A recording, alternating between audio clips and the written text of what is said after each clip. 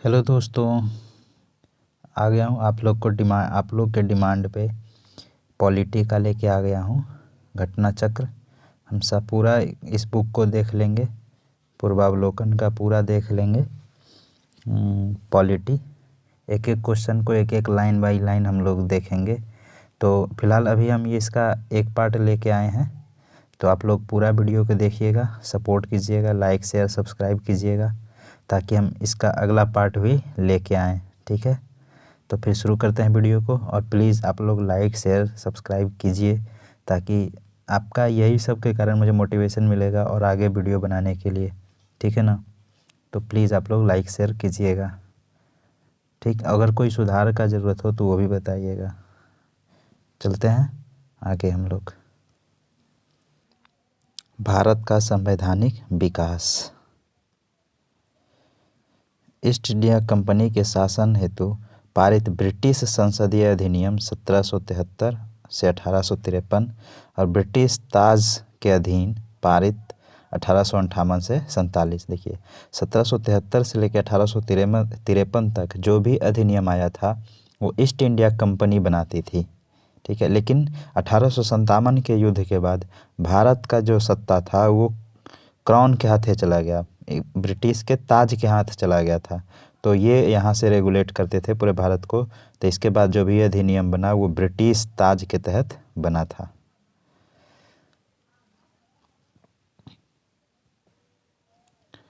British संसद के 1773 के रेगुलेटिंग एक्ट के द्वारा बंगाल के गवर्नर को बंगाल का गवर्नर जनरल पद नाम दिया गया एवं उसकी सहायता के लिए 4 सदस्यीय कार्यकारी परिषद का गठन किया गया, जिनका कार्यकाल 5 वर्ष रखा गया। इस एक्ट के अनुसार वॉरेन हेस्टिंग्स बंगाल का प्रथम गवर्नर जनरल बना तथा फ्रांसिस क्लेवरिंग मानसन और वारवेल काउंसिल के सदस्य नियुक्त हुए। परिषद गवर्नर जनरल को बंगाल में फोर्ट विलियम की प्रेसिडेंसी के सैनिक एवं असैनिक शासन का अधिकार दिया गया तथा इसे प्रमुख मामलों में मद्रास और बम्बई की प्रेसिडेंसियों का अधीक्षण भी करना था। इसी एक्ट के तहत कलकत्ता में 1774 में एक उच्चतम न्यायालय की स्थापना की गई, जिसमें एक प्रमुख न्यायाधीश और 3 अन्य न्यायाधीश थे। कंपनी के कर्मचारियों को निजी व्यापार करने तथा भारतीयों से उपहार लेने से प्रतिबंधित किया गया। पिट्स इंडिया एक्ट 1784 द्वारा कंपनी के राजनीतिक और व्यापारिक कार्यों का पृथक्करण किया गया। इस एक्ट में निदेशक मंडल को कंपनी के व्यापारिक मामलों के अधीक्षण की अनुमति तो दी गई, परंतु राजनैतिक मामलों के प्रबंध के लिए नियंत्रण बोर्ड का गठन किया गया था। 1786 के अधिनियम के द्वारा गवर्नर जनरल को विशेष परिस्थितियों में अपने परिषद के निर्णय को निरस्त करने अथवा लागू करने का अधिकार प्रदान किया गया। गवर्नर जनरल को प्रधान सेनापति की शक्तियां भी प्रदान की गई थी।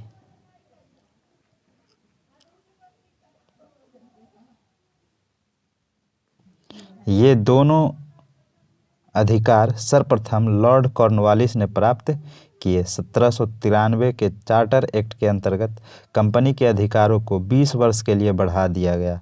1813 के चार्टर एक्ट द्वारा पहली बार भारतीयों की शिक्षा पर प्रति वर्ष 1 लाख रुपए खर्च करने का उपबंध किया गया। कंपनी के भारतीय व्यापार के एकाधिकार को समाप्त कर, यद्यपि चीन के साथ चाय के व्यापार पर उसका एकाधिकार बना रहा। 1833 के चार्टर एक्ट द्वारा बंगाल के गवर्नर जनरल को संपूर्ण भारत का गवर्नर जनरल बना दिया गया। इस चार्टर एक्ट की धारा 87 के अनुसार कोई भी भारतीय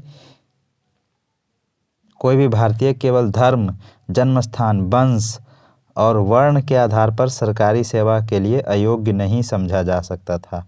देश के शासन प्रणाली का केंद्रीकरण कर दिया गया। लॉर्ड विलियम बेंटिक भारत का प्रथम गवर्नर जनरल था। कंपनी के समस्त व्यापारिक कार्य समाप्त कर दिए गए तथा भविष्य में उसे केवल राजनैतिक कार्य ही करने थे। गवर्नर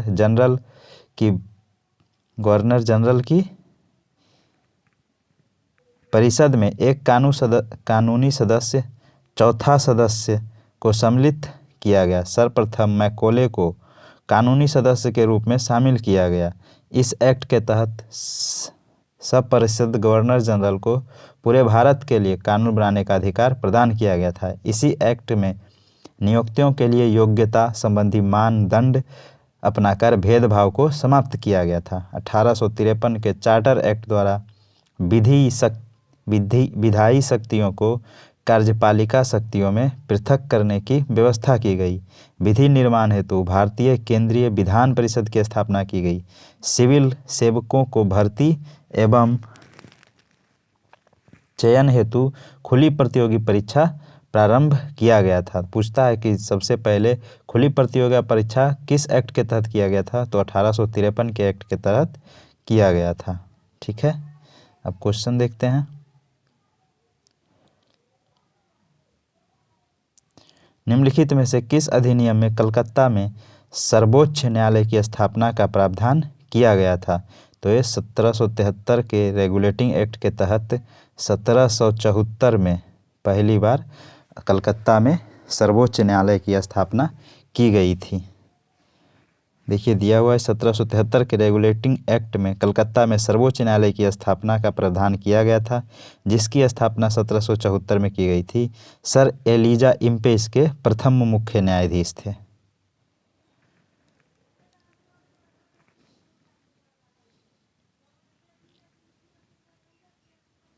सर्वोच्च न्यायालय की स्थापना के संबंध में निम्नलिखित में से कौन से कथन सही हैं? कलकत्ता में सर्वोच्च न्यायालय की स्थापना 1773 के रेगुलेटिंग एक्ट के द्वारा की गई थी।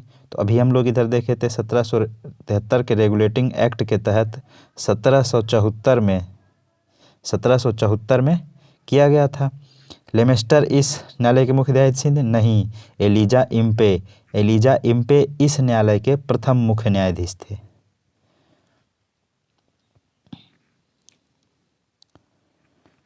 अच्छा, इसको देख लेते हैं, ऊपर में मिलाने वाला है तो एक जगह।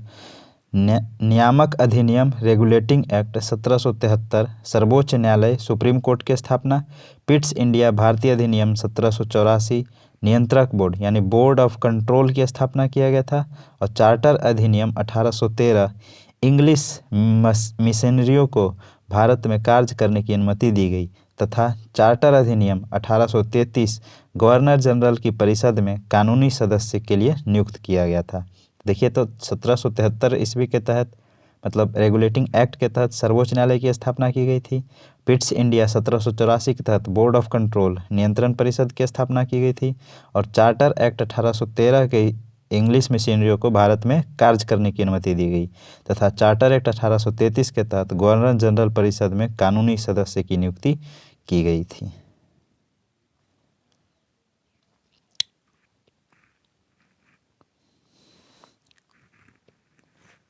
देखिए क्वेश्चन है, निम्नलिखित में से किसने भारत में अंग्रेजी शिक्षा की नींव पड़ी? तो 1813 के चार्टर एक्ट के तहत, सही बात है। General committee of public infrastructure 1823 के तहत भी पड़ा था।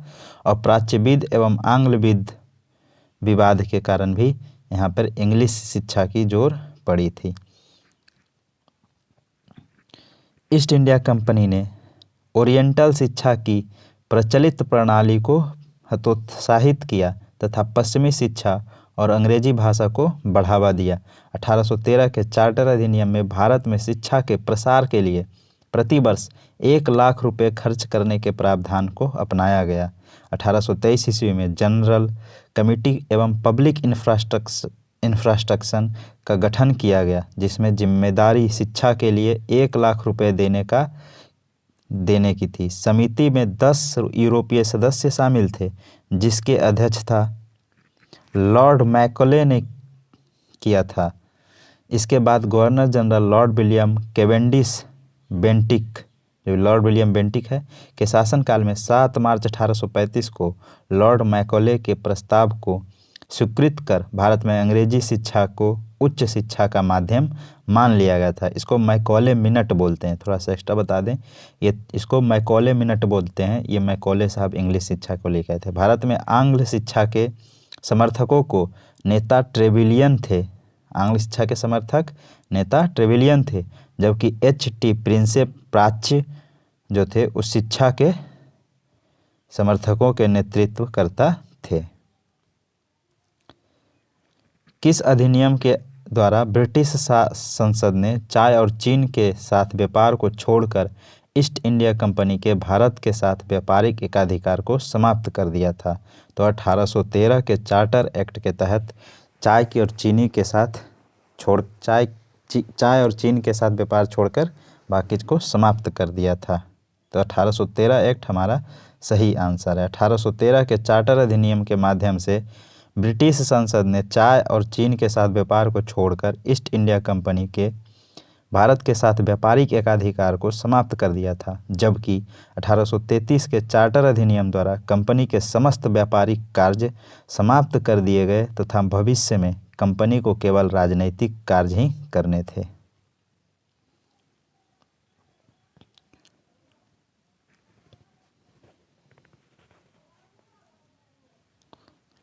चार्टर एक्ट 1813 के संबंध में निम्नलिखित कथनों पर विचार कीजिए। इसने भारत में ईस्ट इंडिया कंपनी के व्यापार एकाधिपत्य को चाय का व्यापार तथा चीन के साथ व्यापार को छोड़कर समाप्त कर दिया था। बताइए क्या है ये? सही है, चाय और चीन के साथ छोड़ के बाकी को समाप्त कर दिया था। इसने कंपनी द्वारा एकाधिकार इसमें कंपनी द्वारा अधिकार में लिए गए भारतीय राज्य क्षेत्रों पर ब्रिटिश राज की संप्रभुता को सुदृढ़ कर दिया। सही बात है। भारत का राजस्व ब्रिटिश संसद में नियंत्रण में आ गया था। तो ये उस टाइम नहीं हुआ था, सॉरी, ये हुआ था और ये नहीं हुआ था। ये सही है और ये सही है और ये गलत है। उस समय क्राउन में नहीं गया था, क्राउन में 1958 में गया था। चार्टर एक्ट 1813 द्वारा ब्रिटिश ईस्ट इंडिया कंपनी का व्यापारिक एकाधिकार चीन और चाय के व्यापार पर एकाधिकार बन के रह गया था। साथ ही इस एक्ट के माध्यम से कंपनी द्वारा अधिकृत भारतीय राज्य क्षेत्रों पर ब्रिटिश क्राउन की संप्रभुता को सुदृढ़ भी किया गया। इस एक्ट के से हालांकि कंपनी को आगे 20 वर्षों के लिए इन क्षेत्रों पर अधिकार और राजस्व सौंपा गया, यद्यपि यह ब्रिटिश क्राउन की संप्रभुता के प्रतिकूल नहीं होना था। इस प्रकार प्रश्नगत एक और इस अधिनियम ने भारतवासियों को अपने देश के प्रशासन में कुछ हिस्सा लेना संभव बनाया। तो चार्टर एक्ट 1833 के तहत भारतवासियों को अपने देश के प्रशासन में कुछ हिस्सा लेना संभव बनाया गया। चार्टर एक्ट 1833 के धाराओं में सबसे महत्वपूर्ण धारा संख्या 87 थी, जिसमें यह कहा गया था कि किसी भी भारतीय अथवा क्राउन की देशज प्रजा को अपने धर्म, जन्म स्थान, वंशानुक्रम, वर्ण जिसे कलर बोलते हैं, अथवा इनमें से किसी एक कारणवश अपनी कंपनी के अधीन पद अथवा सेवा के अयोग्य नहीं माना जाएगा। यानी जन्म, वंशक्रम, रंग, धर्म, इन सब के आधार पर भेदभाव नहीं किया जाएगा। कालांतर में राजनैतिक आंदोलन में 1833 एक्ट की यह धारा प्रशासन में भागीदारी हेतु मुख्य आधार बनी थी।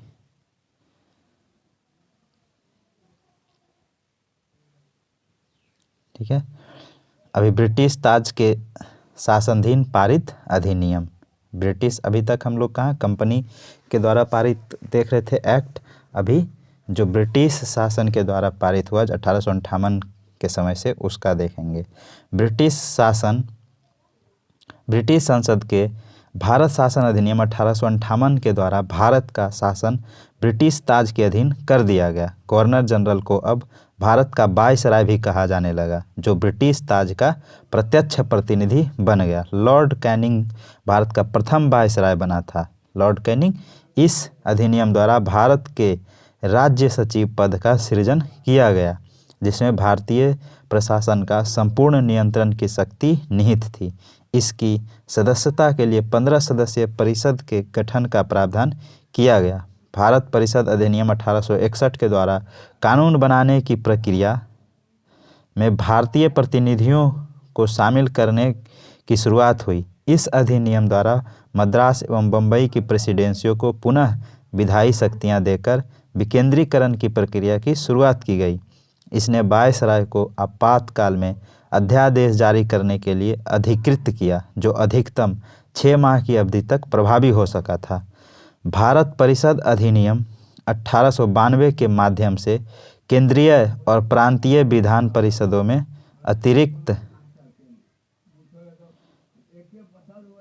अतिरिक्त गैर सरकारी सदस्यों की संख्या बढ़ा दी गई।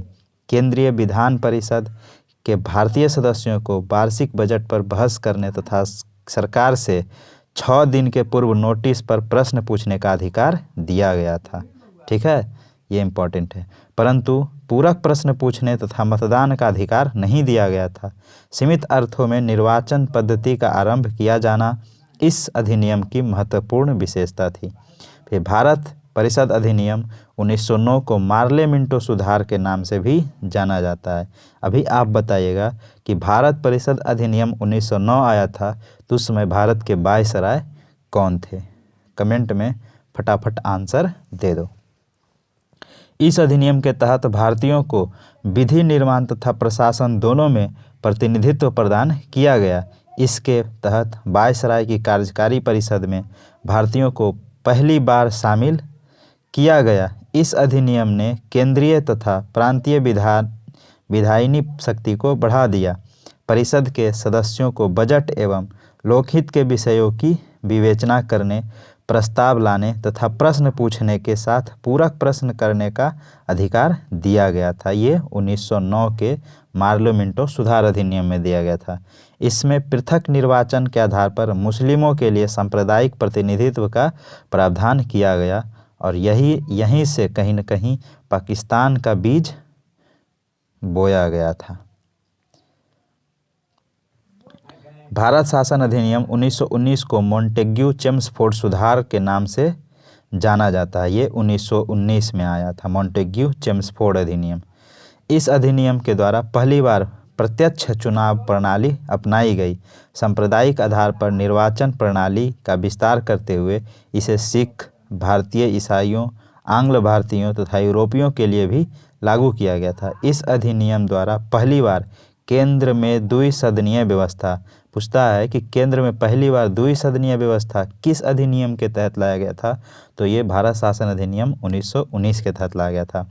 अभी आप कमेंट बॉक्स में फटाक से आंसर दीजिए कि भारत शासन अधिनियम के जब आया था तो उस समय भारत का वायसराय कौन था?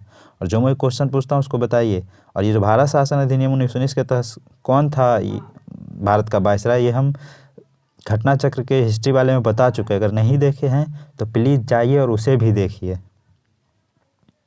स्थापित की गई है। इस अधिनियम के द्वारा सभी विषयों को केंद्र तथा प्रांतों में बांट दिया गया।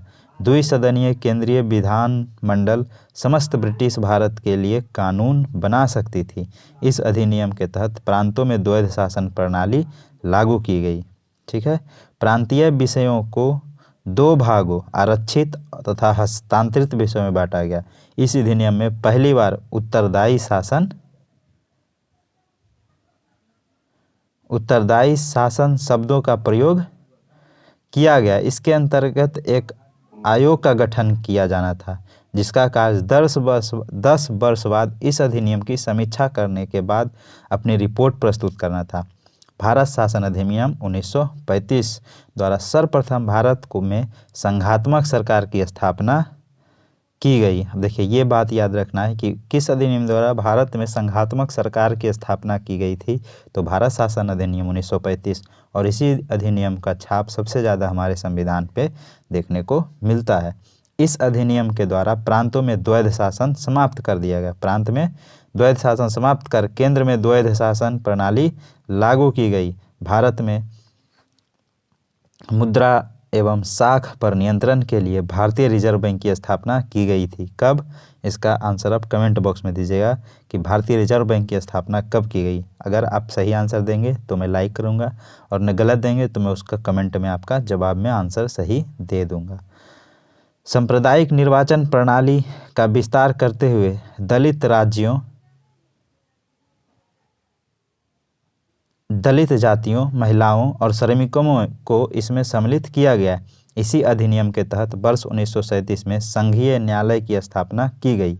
इस अधिनियम द्वारा वर्मा को ब्रिटिश भारत से अलग कर दिया गया तथा दो नए प्रांतों सिंध और उड़ीसा का निर्माण हुआ। इसके तहत कुछ प्रांतों में द्विसदनात्मक व्यवस्था की गई। भारतीय स्वतंत्रता अधिनियम 1947 ने 15 अगस्त 1947 को भारत को स्वतंत्र एवं संप्रभुत्व राष्ट्र घोषित किया। इसने वायसराय का पद समाप्त कर दोनों डोमिनियन राज्यों में गवर्नर जनरल का पद सृजित किया। इसके अंतर्गत ब्रिटिश शाही उपाधि से भारत का सम्राट शब्द समाप्त कर दिया गया। ठीक है, अभी प्रश्न देखेंगे। निम्नलिखित में से किस अधिनियम के अंतर्गत भारतीय विधान परिषद को बजट पर बहस करने की शक्ति प्राप्त हुई? तो ये भारतीय परिषद अधिनियम 1892। भारतीय परिषद अधिनियम 1892 के तहत बजट पर बहस करने की शक्ति प्राप्त हुई थी। 1892 के भारतीय परिषद अधिनियम ने विधान परिषद के कार्यों में वृद्धि की। इसके तहत बजट पर बहस करने की शक्ति दी गई, परंतु मतदान का अधिकार नहीं था। इस अधिनियम के तहत 6 दिन के पूर्व नोटिस पर कार्यपालिका से प्रश्न पूछने की अनुमति दी गई, परंतु पूरक प्रश्न पूछने का अधिकार नहीं था। ब्रिटिश भारत में सांप्रदायिक प्रतिनिधित्व की व्यवस्था निम्नलिखित में से किस अधिनियम द्वारा की गई? सांप्रदायिक कम्युनल इलेक्शन कब? मार्ले मिंटो सुधार अधिनियम 1909 के तहत कम्युनल इलेक्शन। भारतीय परिषद अधिनियम 1909 मिंटो सुधार 1909 इसको बोलते हैं।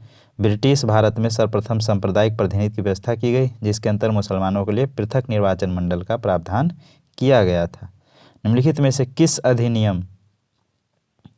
एक अधिनियम द्वारा भारत में संघीय न्यायालय की स्थापना की गई थी? तो संघीय न्यायालय की स्थापना ऊपर के ओर से कोई नहीं, संघीय न्यायालय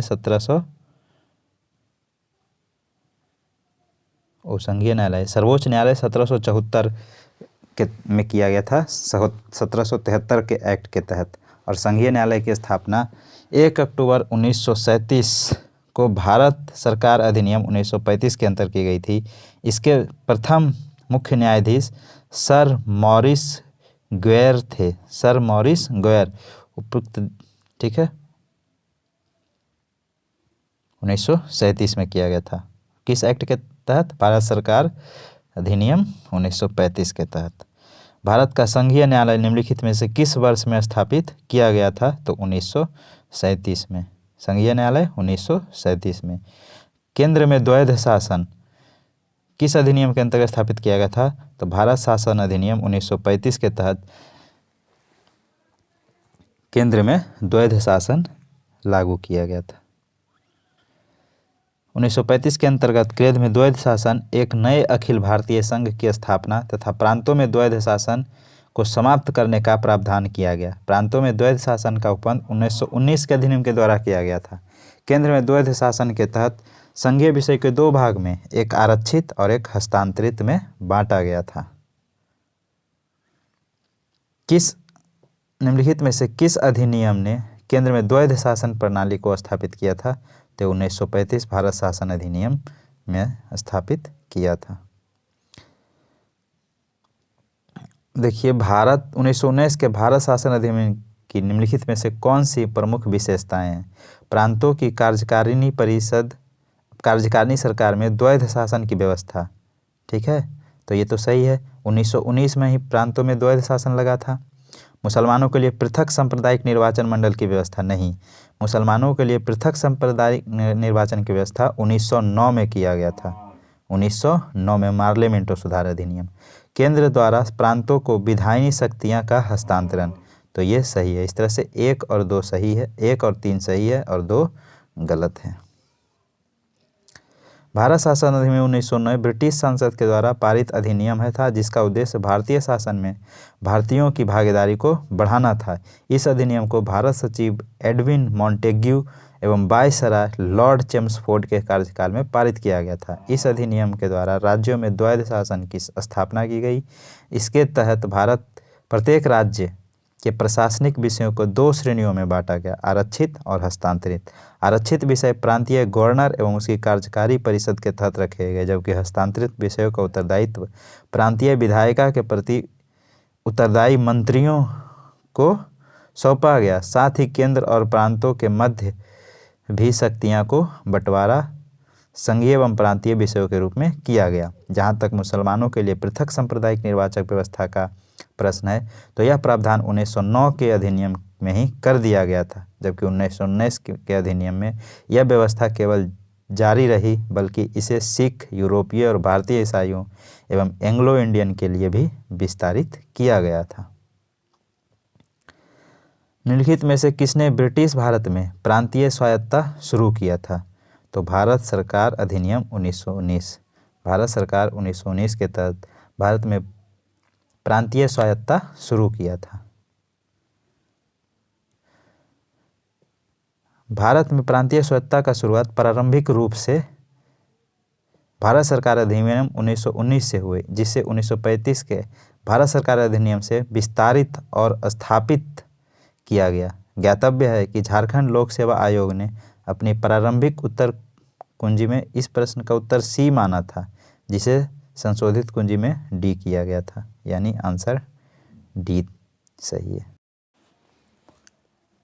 भारतीय विधान पालिका प्रथम बार द्विसदनीय बनाई गई थी, कब? तो 1919 में। 1919 में प्रांत में द्वैध शासन लगाया गया था। 1919 के भारत सरकार अधिनियम द्वारा केंद्र में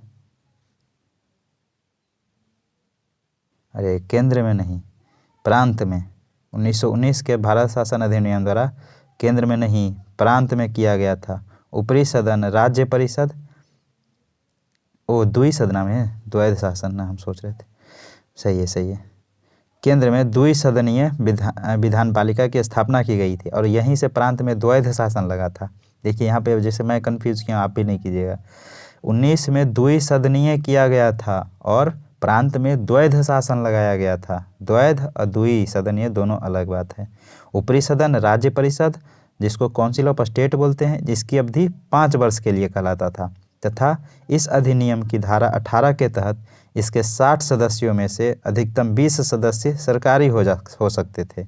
निचला सदन केंद्रीय विधानसभा सेंट्रल लेजिस्लेटिव असेंबली अवधि प्रथम बैठक से 3 वर्ष कहलाता था, 3 वर्ष के लिए होता था, तथा भारत सरकार अधिनियम 1919 के धारा 19 के तहत इसमें मूलतः 140 सदस्यों का प्रावधान था, जिसमें से 100 निर्वाचित तथा 40 मनोनीत थे, जिसमें अधिकतम 26 सरकारी होने थे। ठीक है। ज्ञातव्य है कि 1919 के अधिनियम में क्रियान्वयन हेतु बने नियमों के तहत राज्य परिषद के 60 सदस्यों में से 33 के निर्वाचित तथा शेष 27 मनोनीत होने का प्रावधान किया गया था, जबकि केंद्रीय विधानसभा के सदस्यों की संख्या बढ़ाकर पहले 102 निर्वाचित प्लस 41 मनोनीत कर दिया गया। फिर 143 से बढ़ा के कितना किया गया था? 145 किया गया था, जिसमें 104 निर्वाचित तथा 41 मनोनीत कर दी गई। उल्लेखनीय है कि दोनों सदनों में मनोनीत सदस्यों में से एक बराबर के निर्वाचित होने वाले सदस्य भी होते थे, जिन्हें गवर्नर जनरल मनोनीत करता था। बराबर से मनोनीत होने वाले सदस्य के निर्वाचित होने के कारण उनके उल्लेखों में उसे निर्वाचित सदस्यों की संख्या में शामिल कर दिया गया। ठीक है। केंद्र केंद्र में कौन सा एक्ट द्विसदनीय विधायिका लाया? केंद्र में कौन लाया? 1919 द्विसदनीय विधायिका लाया। जबकि केंद्र में द्वैध शासन कौन एक्ट के तहत आया था, ये आप कमेंट में बताइए। केंद्र में द्वैध शासन किस एक्ट के तहत आया था? ठीक है,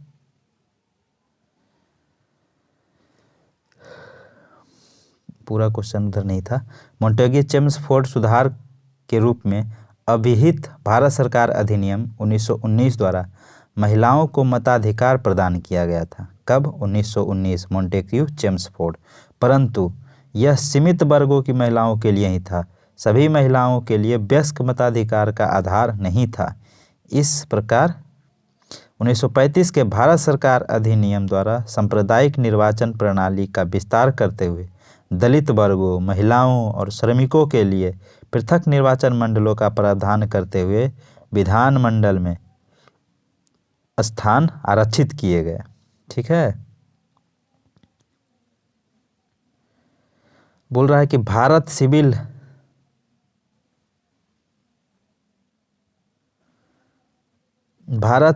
सेवा के संदर्भ में निम्नलिखित कथनों पर कौन सा कथन सही है?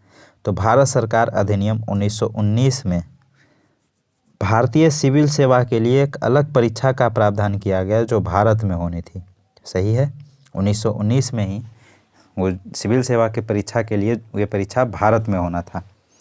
भारतीय सिविल सेवा में 1941 में भारतीयों का प्रतिशत यूरोपियों से अधिक था। तो ये भी सही है, दोनों बात सही है। सिविल सेवा में 1941 तक आते आते भारतीयों का परसेंटेज यूरोपियों से बढ़ गया था। भारत में आधुनिक मेरिट आधारित सिविल सेवा ICS का प्रारंभ 1854 में लंदन में सिविल सेवा आयोग की स्थापना हुआ था तथा 1855 में इस हेतु प्रतियोगी परीक्षा लंदन में ही आयोजित किए जाने लगी। परीक्षा लंदन में होता था। भारत की लगातार मांग के बावजूद यह परीक्षा भारत में न होकर लंदन में होती रही। अंततः भारत सरकार अधिनियम 1919 के प्रावधान के अनुरूप 1992 में ICS की परीक्षा भारत में 1922 में परीक्षा भारत में भी प्रारंभ हुई, पहले इलाहाबाद में, बाद में दिल्ली में। 1930 के दशक के अंत तक यूरोप वासियों की उपलब्धता भारतीय सिविल सेवा में कम होती गई तथा इस सेवा में 1941 तक स्पष्ट रूप से भारतीयों का प्रतिशत यूरोपियों से अधिक हो चुका था। केंद्रीय विधानसभा को निम्नलिखित में से कौन से निर्वाचन भारत शासन अधिनियम 1919 के तहत हुआ था?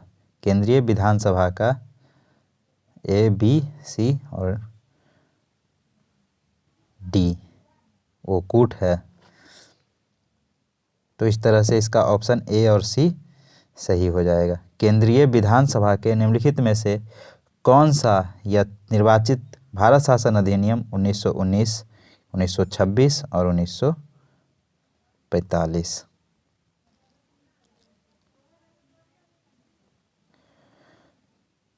1926 और 1945 का केंद्रीय विधानसभा चुनाव भारत शासन अधिनियम 1919 के तहत हुआ था। भारत शासन अधिनियम 1919 के अंतर्गत भारतीय विधायिका का अंतिम निर्वाचन किस वर्ष में आयोजित किया गया था? तो 1945 में। 1945 में अंतिम बार 1919 के अधिनियम के तहत विधायिका का निर्वाचन किया गया था। भारत राष्ट्रपति की अध्यादेश निर्गत करने की शक्ति प्रेरित है कहाँ से? भारत सरकार अधिनियम 1935 से। जो अध्यादेश जारी करता है राष्ट्रपति वो भारत सरकार अधिनियम 1935 से प्रेरित है। यद्यपि भारत में गवर्नर जनरल को 1861 के परिषद अधिनियम से ही विधान परिषद की अनुमति के बिना अध्यादेश जारी करने की शक्ति प्राप्त थी, तथापि भारतीय संविधान में राष्ट्रपति की अध्यादेश निर्गत करने की शक्ति यानी अनुच्छेद 123 जो है भारत सरकार अधिनियम 1935 के धारा 42 एवं 43 से प्रेरित है ना। राष्ट्रपति अध्यादेश मूल मतलब ये जो है मूल अधिकार, मौलिक अधिकार के तहत अध्यादेश आर्टिकल 32 से जारी करता है और बाकी सब कुछ बासिस बाकी सब चीज़ के लिए अगर राष्ट्रपति को अध्यादेश जारी करना होता है तो आर्टिकल 123 के तहत वो जारी करता है। निम्नलिखित में से किस अधिनियम द्वारा संवैधानिक निरंकुशता का सिद्धांत प्रवृत्ति किया गया था? तो भारत सरकार अधिनियम 1935। भारत सरकार अधिनियम 1935 को संवैधानिक निरंकुशता का सिद्धांत भारत सरकार अधिनियम 1935 द्वारा प्रवृत्त किया गया। यह अधिनियम ब्रिटिश सरकार द्वारा पारित सर्वाधिक विस्तृत अधिनियम था। साथ ही यह भारत के लिए तैयार संवैधानिक प्रस्तावों में से सबसे जटिल प्रस्ताव था। इसी अधिनियम में भारत संघ की स्थापना, संघीय न्यायपालिका, केंद्र और राज्यों के मध्य शक्तियों के विभाजन आदि की व्यवस्था की गई थी।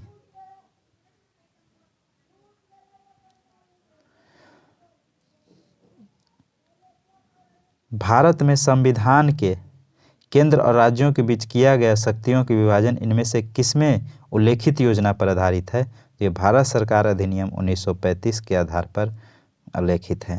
अभी ऊपर में देखे थे, भारत के संविधान में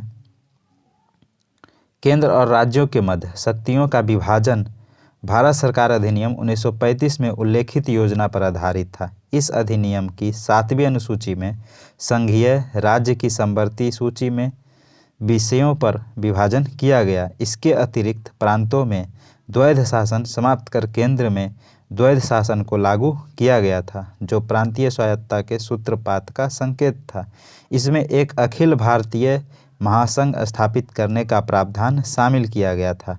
इस संघ का निर्माण तत्कालीन ब्रिटिश भारत के प्रांतों, चीफ कमिश्नर प्रांतों एवं देशी रियासतों से मिलकर होना था, परंतु यह व्यवस्था लागू न की जा सकी।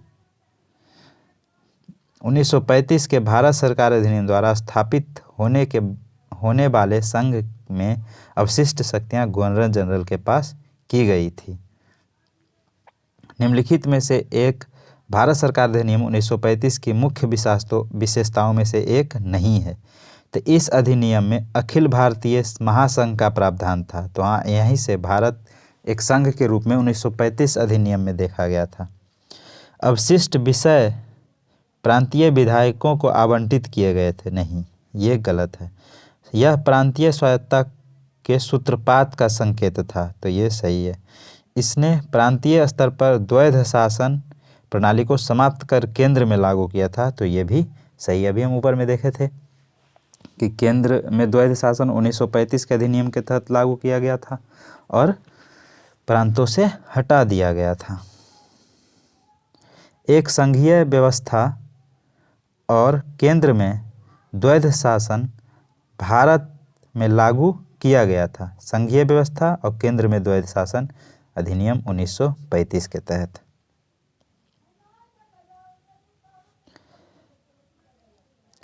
अखिल भारतीय महासंघ स्थापित करने का प्रावधान शामिल किया गया था 1935 में।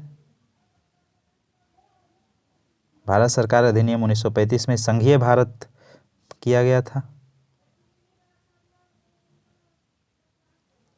निम्नलिखित में से एक अधिनियम ने भारत में संघीय शासन की व्यवस्था दी थी, तो ये 1935। देखिए कितने तरह से एक ही क्वेश्चन को पूछा है। 1935 के अधिनियम द्वारा स्थापित संघ के अवशेष शक्तियां किसको दी गई थी? तो गवर्नर जनरल को अवशेष शक्तियां दी गई थी। निम्नलिखित में से कौन सा एक भारत शासन अधिनियम 1935 में स्वीकार किया हुआ महत्वपूर्ण और अस्थायी अवयव नहीं है? देश के लिए लिखित संविधान, विधानमंडल कौन नहीं है ना, विधानमंडल के लिए निर्वाचित एवं जवाबदेह प्रतिनिधि, एक संघ के योजना पर विचार और विधानमंडल के लिए सरकारी सदस्यों का समन्वित किया जाना। इस तरह से ये हमारा गलत है, लिखित संविधान की बात नहीं था। बाकी जवाबदेह प्रतिनिधि, एक संघ की योजना का बात था, तब विधानमंडल में सरकारी सदस्यों का समाचित किया गया था, समावचित, नॉमिनेट। 1935 अधिनियम देश के लिए लिखित संविधान का उल्लेख नहीं था। भारत के लिए संविधान का सर्वप्रथम उल्लेख क्रिप्स मिशन द्वारा किया गया था। अन्य तीनों विकल्प भारत शासन अधिनियम 1935 में समाहित थे। 1935 का गवर्नमेंट ऑफ इंडिया एक्ट क्यों महत्वपूर्ण है? यह भारतीय संविधान का मुख्य स्रोत है। सही बात है। इसके द्वारा भारत को स्वतंत्रता मिली थी? नहीं, इसके द्वारा स्वतंत्रता नहीं मिली थी, लेकिन एक सही है, संविधान का मुख्य स्रोत है। तो इस तरह से ए हमारा राइट आंसर हो जाएगा। इसमें भारत विभाजन लिखी था? नहीं। इसके द्वारा रियासतें समाप्त हुई? नहीं, ये दोनों गलत है। भारत का वर्तमान संविधान ढांचा बहुत कुछ 1935 के भारत शासन अधिनियम पर आधारित है। इस अधिनियम के मुख्य उपबंध एवं प्रकार जैसे कि संघात्मक राज्य की स्थापना, केंद्र में द्वैध शासन की स्थापना, प्रांतों में द्वैध शासन की स्थापना पर स्वायत्त शासन की स्थापना, द्विसदनीय केंद्रीय विधानमंडल, प्रांतीय शासन व्यवस्था, प्रांतीय विधानमंडल, केंद्र और प्रांतों के शक्तियों का विभाजन तथा फेडरल न्यायालय की स्थापना, ये सारे जो है 1935 के अधिनियम पर आधारित है हमारे संविधान में। निम्नलिखित अधिनियमों में से किस अधिनियम के फलस्वरूप बर्मा भारत से अलग हुआ था? तो 1935 के अधिनियम के तहत बर्मा जो भी म्यांमार है भारत से अलग हुआ था। गवर्नमेंट ऑफ इंडिया एक्ट 1935 के प्रावधानों के अनुरूप वर्ष 1937 में बर्मा को भारत से अलग किया गया था। कब? 1937 में। अब संविधान सभा एवं संविधान निर्माण की प्रक्रिया। भारत की ओर से संविधान सभा की सर्वप्रथम मांग 1934 में रांची में स्वराज पार्टी ने की थी। कहाँ? रांची में। कौन? स्वराज पार्टी। 1934 में स्वराज पार्टी का गठन कौन किया था? इसका आंसर आप कमेंट बॉक्स में लिखिएगा और उसके कब किया था, दोनों बात लिखिएगा। वर्ष 1934 में ही भारत में संविधान सभा के गठन का विचार M.N. रॉय, भारत के संविधान सभा का गठन M.N. रॉय ने दिया। भारतीय राष्ट्रीय कांग्रेस के स्तर पर भी पहली बार स्वराज पार्टी के बाद पटना में मई 1934 में ही संविधान निर्माण के लिए आधिकारिक रूप से संविधान सभा की मांग की गई, जिसकी पुष्टि कांग्रेस के 1936 के फैजपुर अधिवेशन में की गई। एक निर्वाचित संविधान द्वारा भारत के संविधान का निर्माण करने का प्रस्ताव सर्वप्रथम 1942 में क्रिप्स मिशन द्वारा किया गया था। किसके द्वारा? क्रिप्स मिशन द्वारा। कैबिनेट मिशन 1946 द्वारा भारतीय संविधान सभा का प्रतिनिधिक निर्वाचन के आधार पर गठन किया गया था। कैबिनेट मिशन की रिपोर्ट के अनुसार संविधान सभा निर्वाचित होनी थी और प्रांतों का प्रतिनिधित्व जनसंख्या के आधार पर होना था। इसके तहत मोटे तौर पर प्रति 10 लाख व्यक्तियों पर एक प्रतिनिधि के निर्वाचन की व्यवस्था प्रस्तावित था। संविधान सभा की कुल सदस्य संख्या 389 निर्धारित थी। इसमें से 296 सीटें ब्रिटिश भारत को तथा 93 सीटें देशी रियासतों को आवंटित की जानी थी। ब्रिटिश भारत को आवंटित 296 सीटों में से 292 सदस्यों का चुनाव 11 गवर्नरों के प्रांतों से और 4 का चयन मुख्य आयुक्तों के प्रांतों से किया जाना था। देशी रियासतों के प्रतिनिधियों का चयन रियासतों के प्रमुख द्वारा किया जाना था। संविधान सभा के चुनाव जुलाई-अगस्त 1946 में संपन्न हुआ। 296 सीटों में से कांग्रेस को 208, मुस्लिम लीग को 73 तथा छोटे समूह व स्वतंत्र सदस्यों को 15 सीटें मिली। देशी रियासतों ने प्रारंभ में संविधान सभा में भाग नहीं लिया। 28 अप्रैल 1947 को प्रारंभ संविधान सभा के तृतीय अधिवेशन से इसमें भारतीय देशी रियासतों के प्रतिनिधि क्रमिक रूप से शामिल होना प्रारंभ हुए। संविधान सभा मुख्यतः अप्रत्यक्ष निर्वाचन का परिणाम थी। प्रांतों की विधानसभाओं का उपयोग निर्वाचक मंडल के रूप में किया गया। यह निर्वाचन वयस्क मताधिकार पर आधारित नहीं था। 1935 के अधिनियम के अनुसार मताधिकार कर, शिक्षा, संपत्ति के आधार पर सीमित था। वयस्क मताधिकार पे नहीं था।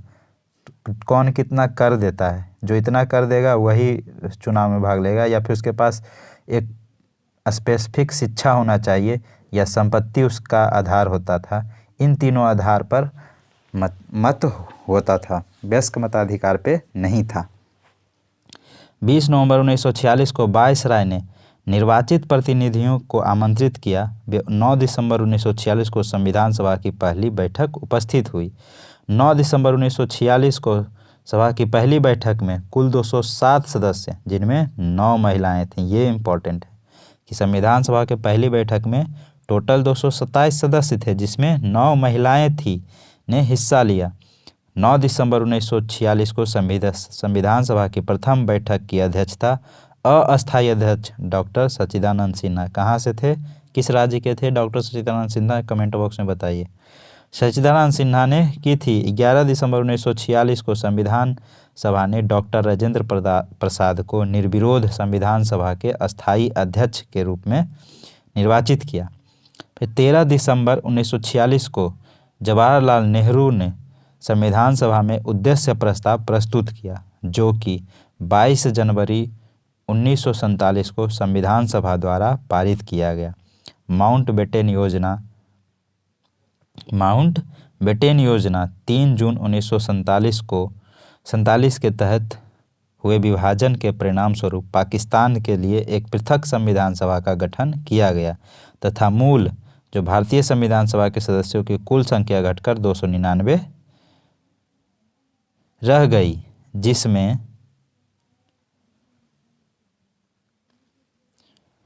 भारतीय प्रांतों के 229 प्रतिनिधि और भारतीय रियासतों के 70 प्रतिनिधि शामिल थे। भारतीय संविधान के निर्माण और उनके अंगीकृत होने तक भारत में संविधान सभा को कुल 2 वर्ष 11 महीने 18 दिन का समय लगा।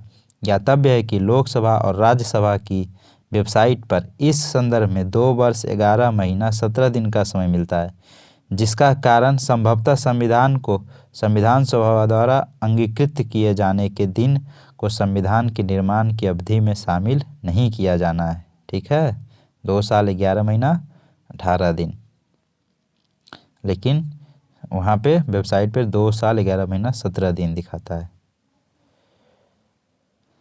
इसके लिए कुल 11 अधिवेशन, संविधान बनने के लिए कितना टोटल 11 अधिवेशन हुआ। कुल अवधि 165 दिन, जिसमें से 114 दिन संविधान के प्रारूप पर विचार किया गया। टोटल दिन में से 114 दिन संविधान के प्रारूप पर।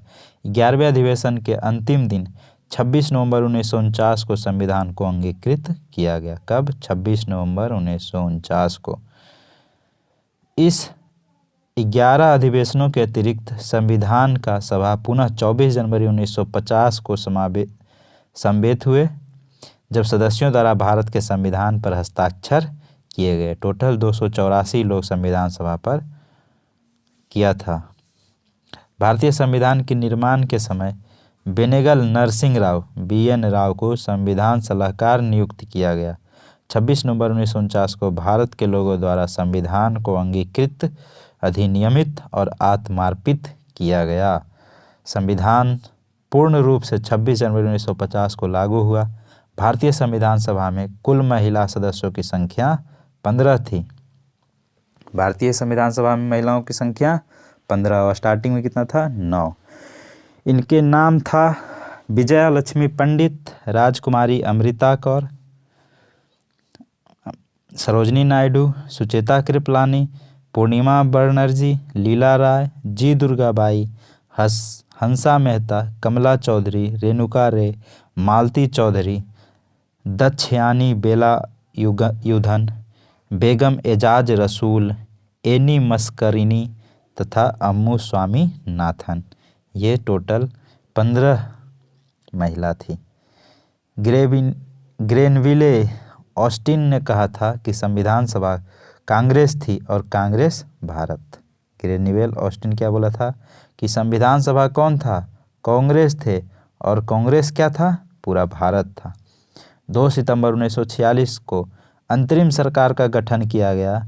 इसमें मुस्लिम लीग के सदस्य शामिल नहीं हुए, हालांकि उनके शामिल होने के लिए विकल्प खुला रखा गया था। अतः 26 अक्टूबर 1946 को जब सरकार का पुनर्गठन किया गया तब मुस्लिम लीग की 5 प्रतिनिधियों को कैबिनेट में शामिल किया गया था। प्रश्न देखते हैं अब। भारत के संविधान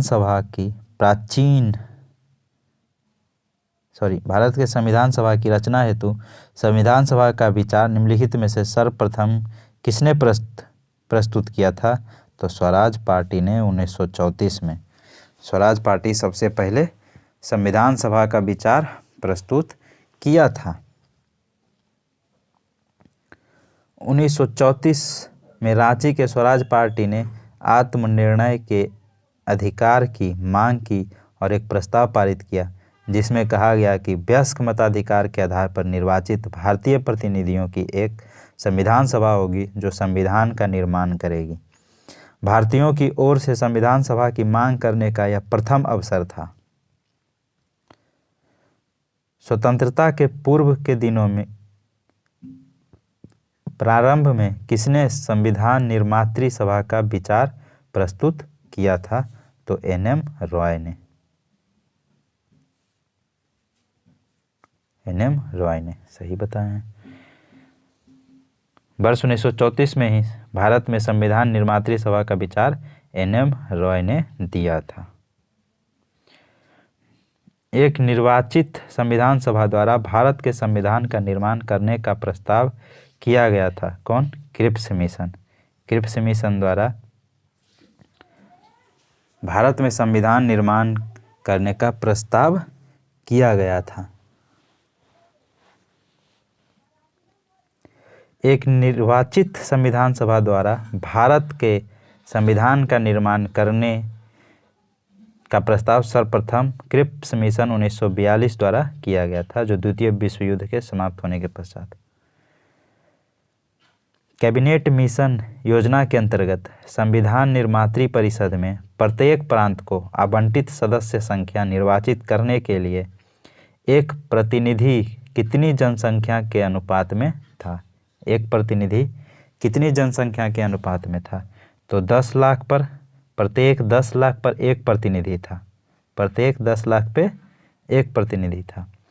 कैबिनेट मिशन 1946 में भारत आया था।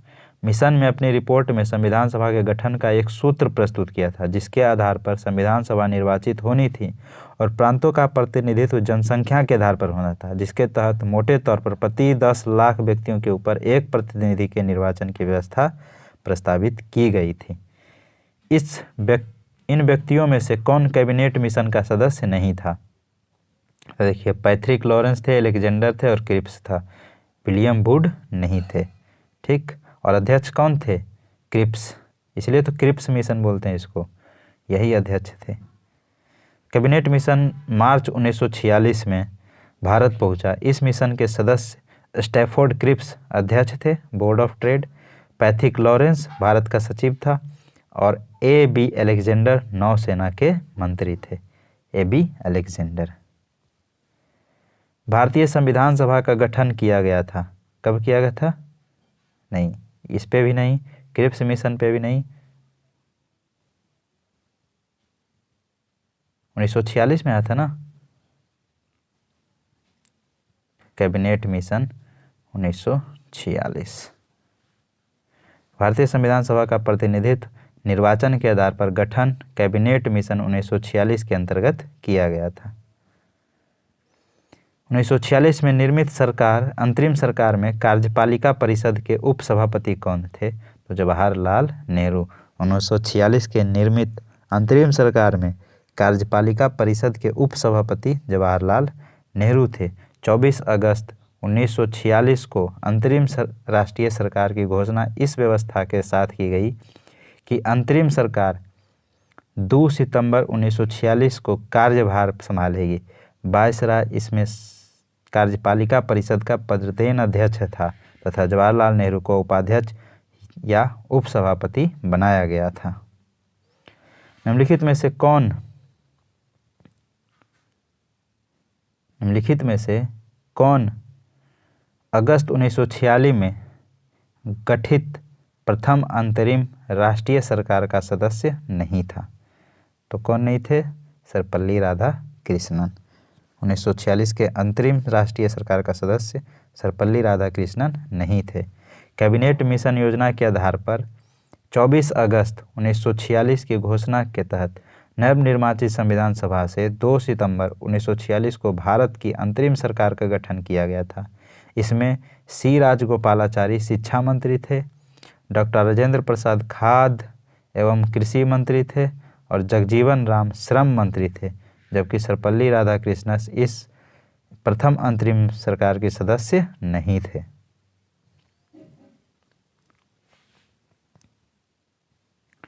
अब देखिए कथन कारण वाला है।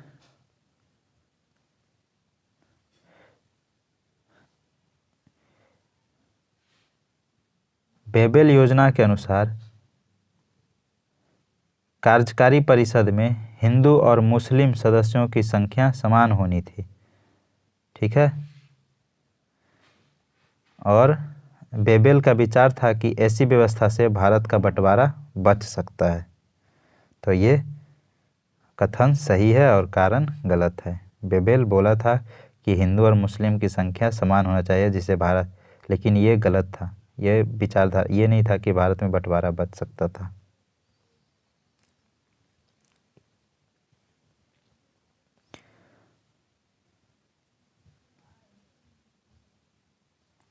अक्टूबर 1943 में लिनलिथगो के स्थान पर आर्कीवाल्ड बेबेल वायसराय तथा गवर्नर जनरल नियुक्त किया गया।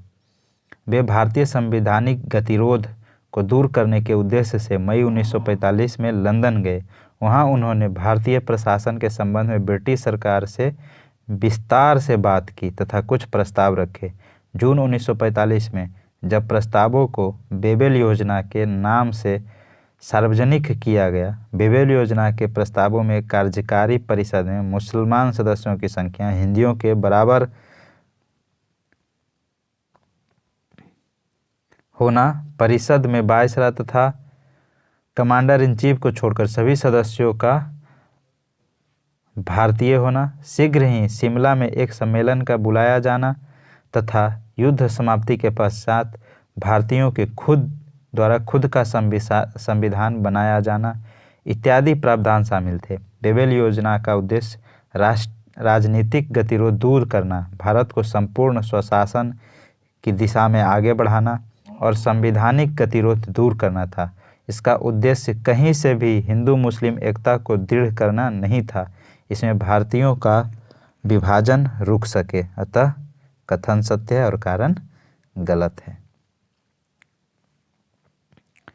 क्या निम्नलिखित में से कौन से कथन संविधान सभा के विषय में सत्य है?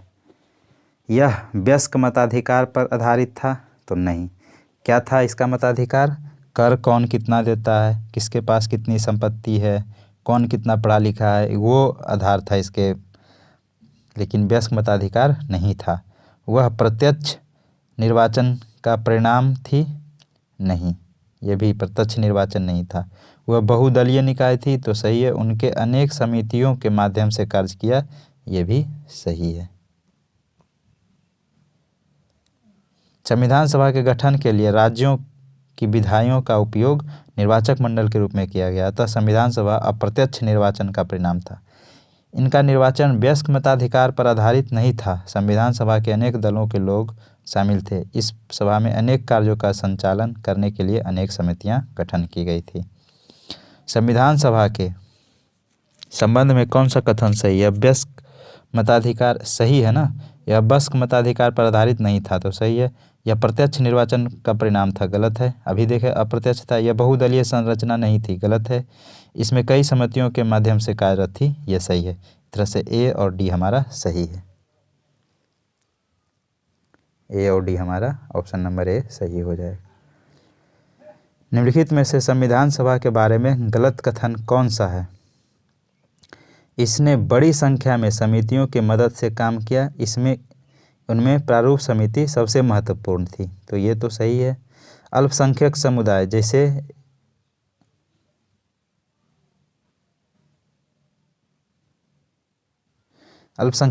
जैसे ईसाई, एंग्लो इंडियन और पारसियों को सभी से पर्याप्त प्रतिनिधि दिया गया, तो सही है।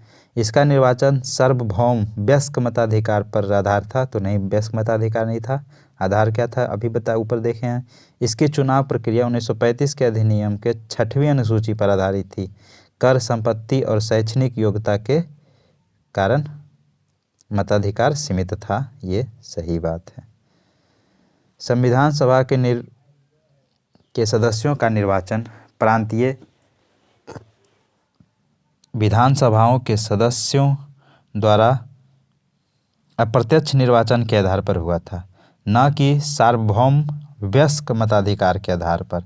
प्रत्यक्ष निर्वाचन द्वारा कर, संपत्ति और शैक्षणिक योग्यता के आधार पर मताधिकार प्रदान किया गया था, सभी को मताधिकार प्राप्त नहीं था। भारत के संविधान का प्रारूप तैयार करने वाली संविधान सभा के सदस्यों को विभिन्न प्रांतों के विधानसभाओं द्वारा चुना गया था। संविधान सभा के सदस्यों को विभिन्न प्रांतों के विधानसभाओं द्वारा चुना गया था। भारतीय इतिहास के संदर्भ में प्रांतों से संविधान सभा के सदस्य क्या थे? प्रांतीय विधानसभाओं द्वारा निर्वाचित हुए थे। अभी ऊपर देखे हैं, प्रांतों के जो विधानसभा के सदस्य थे वो कहाँ से आए थे? प्रांतीय विधानसभाओं द्वारा निर्वाचित हुए थे। संविधान सभा के सदस्यों को चुनाव कैसे हुआ था? तो कैसे हुआ था? प्रांतीय सभाओं द्वारा। संविधान सभा के चुने गए अस्थाई अध्यक्ष कौन थे? तो डॉक्टर राजेंद्र प्रसाद। और अस्थाई कौन थे? सच्चिदानंद। सच्चिदानंद क्या थे? अस्थाई। 9 दिसंबर 1946 को संविधान सभा की प्रथम बैठक की अध्यक्षता डॉक्टर अस्थाई अध्यक्ष सच्चिदानंद सिन्हा के द्वारा हुआ था। और 11 दिसंबर 1946 को संविधान सभा के डॉक्टर राजेंद्र प्रसाद को निर्विरोध संविधान सभा के अस्थाई अध्यक्ष के रूप में निर्वाचित किया गया था। संविधान सभा की प्रथम बैठक की अध्यक्षता किसने किया था? तो सच्चिदानंद सिन्हा किए थे, अस्थाई अध्यक्ष थे। भारतीय संविधान सभा के उद्घाटन अधिवेशन की अध्यक्षता की गई थी किसके द्वारा? सच्चिदानंद सिन्हा के द्वारा। उद्घाटन कब हुआ था? 9 दिसंबर, है ना। और ये 9 दिसंबर को अस्थायी रूप से अध्यक्षता किए थे। भारत की संविधान निर्मात्री सभा के अध्यक्ष कौन थे? तो डॉक्टर राजेंद्र प्रसाद। डॉक्टर राजेंद्र प्रसाद संविधान निर्मात्री सभा के अध्यक्ष थे। स्वतंत्र भारत के संविधान सभा के अध्यक्ष कौन थे? तो डॉक्टर राजेंद्र प्रसाद। संविधान सभा के प्रथम मनोनीत उपसभापति कौन थे? तो उपसभापति कौन थे? Frank Anthony. कौन थे? Frank Anthony. संविधान सभा के प्रथम मनोनीत उपसभापति कौन थे? Frank Anthony. संविधान सभा के प्रथम अस्थायी उपसभापति या उपाध्यक्ष फ्रैंक एंथोनी थे। 9 दिसंबर 1946 को अस्थायी सभापति अध्यक्ष सच्चिदानंद सिन्हा द्वारा मनोनीत किया गया था। H.C. मुखर्जी संविधान सभा के पहले अस्थायी उपाध्यक्ष थे। अध्यक्ष कौन थे? राजेंद्र प्रसाद। और उपाध्यक्ष कौन थे? H.C. मुखर्जी। भारतीय संविधान सभा की स्थापना कब की गई थी? तो 9 दिसंबर 1946। 9 दिसंबर 1946 को स्थापना किया गया था और उपाध्यक्ष के रूप में सच्चिदानंद सिन्हा। संविधान सभा के प्रथम बैठक कब हुई थी? तो 9 दिसंबर 1946 को। संविधान सभा का गठन कब किया गया था? तो दिसंबर 1946 को। भारत की संविधान सभा का प्रथम अधिवेशन कब शुरू हुआ था? तो प्रथम अधिवेशन कब शुरू हुआ था? 9 जनवरी 1946, जिसके अध्यक्षता कौन? यही है, 9 दिसंबर 1946, जिसकी अध्यक्षता सच्चिदानंद सिन्हा किए थे अस्थायी रूप से। और 11 तारीख को अस्थायी अध्यक्ष बन गए थे डॉक्टर राजेंद्र प्रसाद। भारतीय संविधान सभा की पहली बैठक कब हुई थी? तो 9 दिसंबर 1946 ईस्वी को। भारत को एक संविधान देने का प्रस्ताव संविधान सभा द्वारा पारित किया गया था 22 जनवरी 1947 को। भारत को एक अस्थायी संविधान 22 जनवरी 1947 को संविधान सभा द्वारा भारत को एक संविधान देने का उद्देश्य प्रस्ताव पारित किया गया। उद्देश्य प्रस्ताव को 13 दिसंबर 1946 को संविधान सभा में जवाहरलाल नेहरू द्वारा पेश किया गया। ठीक है, उद्देश्य प्रस्ताव कब पेश किया गया था? 13 दिसंबर 1946 को। आगे चलकर यही उद्देश्य प्रस्ताव प्रस्तावना का प्रारूप बना। हम भारत के लोग, भारत को संपन्न संप्रभुत्व जो है उद्देशिका। भारत सभा के संविधान सभा के सम्मुख संविधान की प्रस्तावना का प्रस्ताव किसने रखा था? तो जवाहरलाल नेहरू ने। संविधान सभा के उद्देश्य प्रस्ताव निम्न में से किस एक के द्वारा प्रस्तुत किया गया था? तो पंडित जवाहरलाल नेहरू थे। भारतीय संविधान के निर्माण के संबंध में निम्नलिखित कथनों में से कौन सही है? पंडित जवाहरलाल नेहरू उद्देश्य प्रस्ताव जो संविधान सभा द्वारा स्वीकार किया गया संविधान के निर्माण पर असर था। उद्देशिका बहुत महत्वपूर्ण उद्देश्यों की पूर्ति करती है। दोनों बात मुझे सही लग रहा है। हाँ सही तो है, वो दोनों ऊपर में जो पढ़े थे।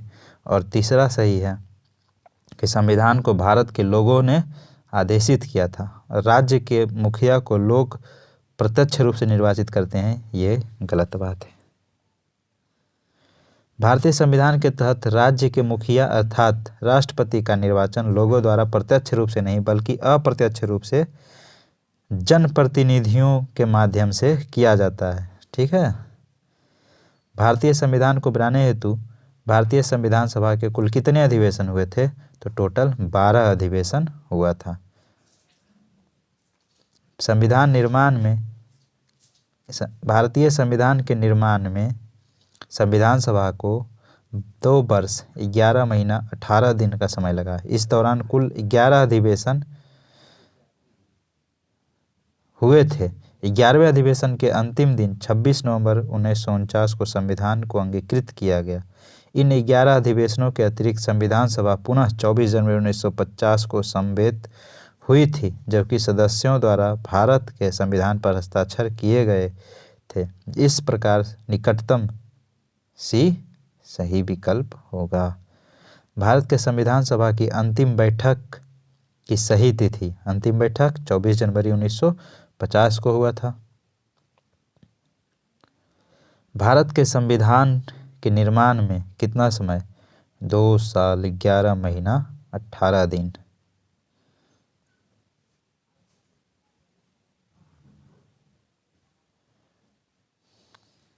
देखिए अब सुमेलित करने वाला है पूरा एक में, अगर आ जाए तो सही है।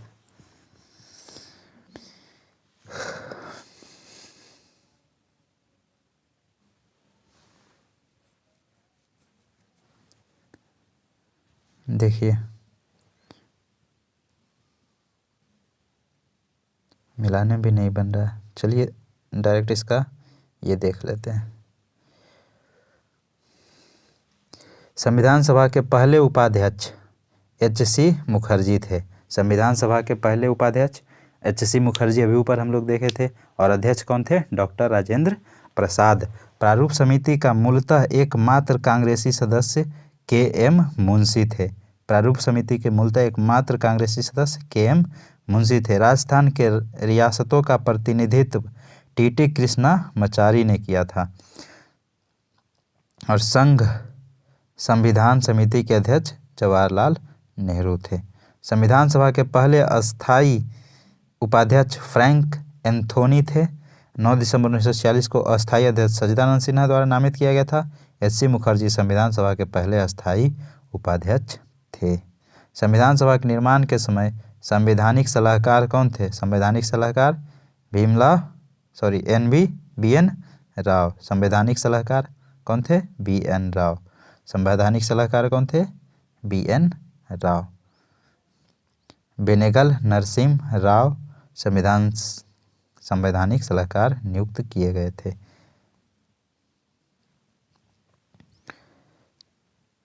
भारतीय संविधान का प्रथम प्रारूप तैयार किया गया था किसके द्वारा? बी.एन. राव के द्वारा।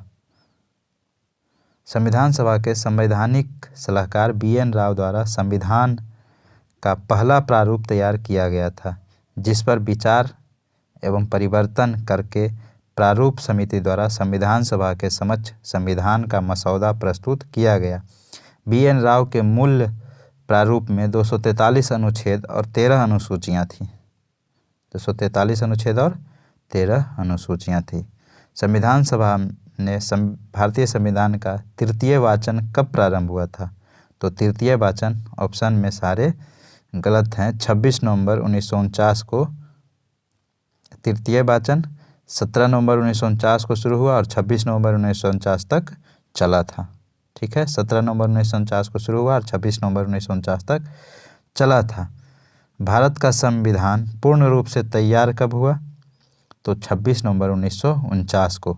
26 नवंबर 1949 को संविधान पूर्ण रूप से तैयार हुआ, इसीलिए हम 26 नवंबर को क्या मनाते हैं? संविधान दिवस।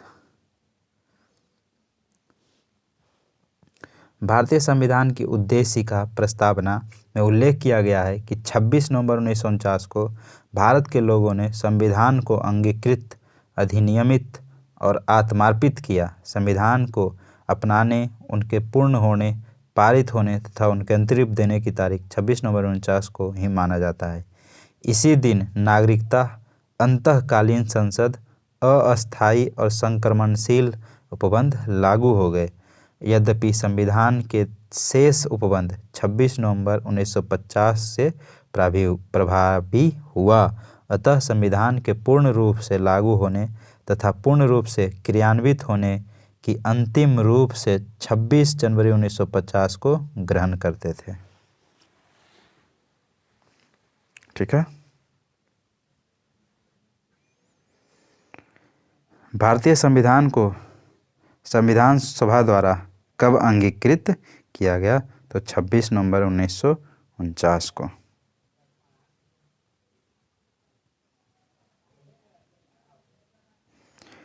संविधान सभा द्वारा भारतीय संविधान को स्वीकृत कब किया गया? तो 26 नवंबर 1949 को। अभी सेम क्वेश्चन नीचे, संविधान सभा भारत का संविधान किस तिथि को अपनाया गया? तो 26 नवंबर 1949 को। भारतीय संविधान कब लागू हुआ? तो 26 जनवरी 1950 को। 26 जनवरी 1950 को भारतीय संविधान पूर्ण रूप से पूरे देश में लागू हो गया। ठीक है। संविधान को 26 जनवरी के दिन लागू करने के निर्णय इसलिए किया गया, क्यों किया गया था? इसका आंसर दे सकते हैं क्या कमेंट में? कांग्रेस इस तिथि को 1930 में स्वतंत्रता दिवस के रूप में मनाया था। सही बात है। इस तिथि को 1942 में भारत छोड़ो नहीं, कोई शुभ नहीं था, क्योंकि 26 जनवरी 1930 में पहला स्वतंत्रता दिवस मनाया गया था। ठीक है, इसलिए 26 जनवरी को लागू किया। भारतीय राष्ट्रीय कांग्रेस के लाहौर अधिवेशन दिसंबर 1929 में पूर्ण स्वराज की घोषणा की और 26 जनवरी को स्वतंत्रता दिवस के रूप में मनाए जाने का संकल्प लिया गया और आज़ादी के पूर्व 26 जनवरी को स्वतंत्रता दिवस के रूप में मनाया जाता रहा, परंतु 15 अगस्त 1947 को स्वतंत्रता हो गया और तब से प्रत्येक वर्ष 15 अगस्त को स्वाधीनता दिवस के रूप में मनाया जाने लगा। जबकि स्वतंत्रता प्राप्ति के पश्चात 26 जनवरी की तिथि को अविस्मरणीय बनाने हेतु भारतीय संविधान को पूर्णतः 26 जनवरी 1950 को लागू और तब से प्रत्येक वर्ष 26 जनवरी को गणतंत्र दिवस के रूप में मनाया जाने लगा। भारतीय संविधान दिवस मनाया जाता है कब? 26 नवंबर को भारतीय संविधान दिवस के रूप में मनाया जाता है।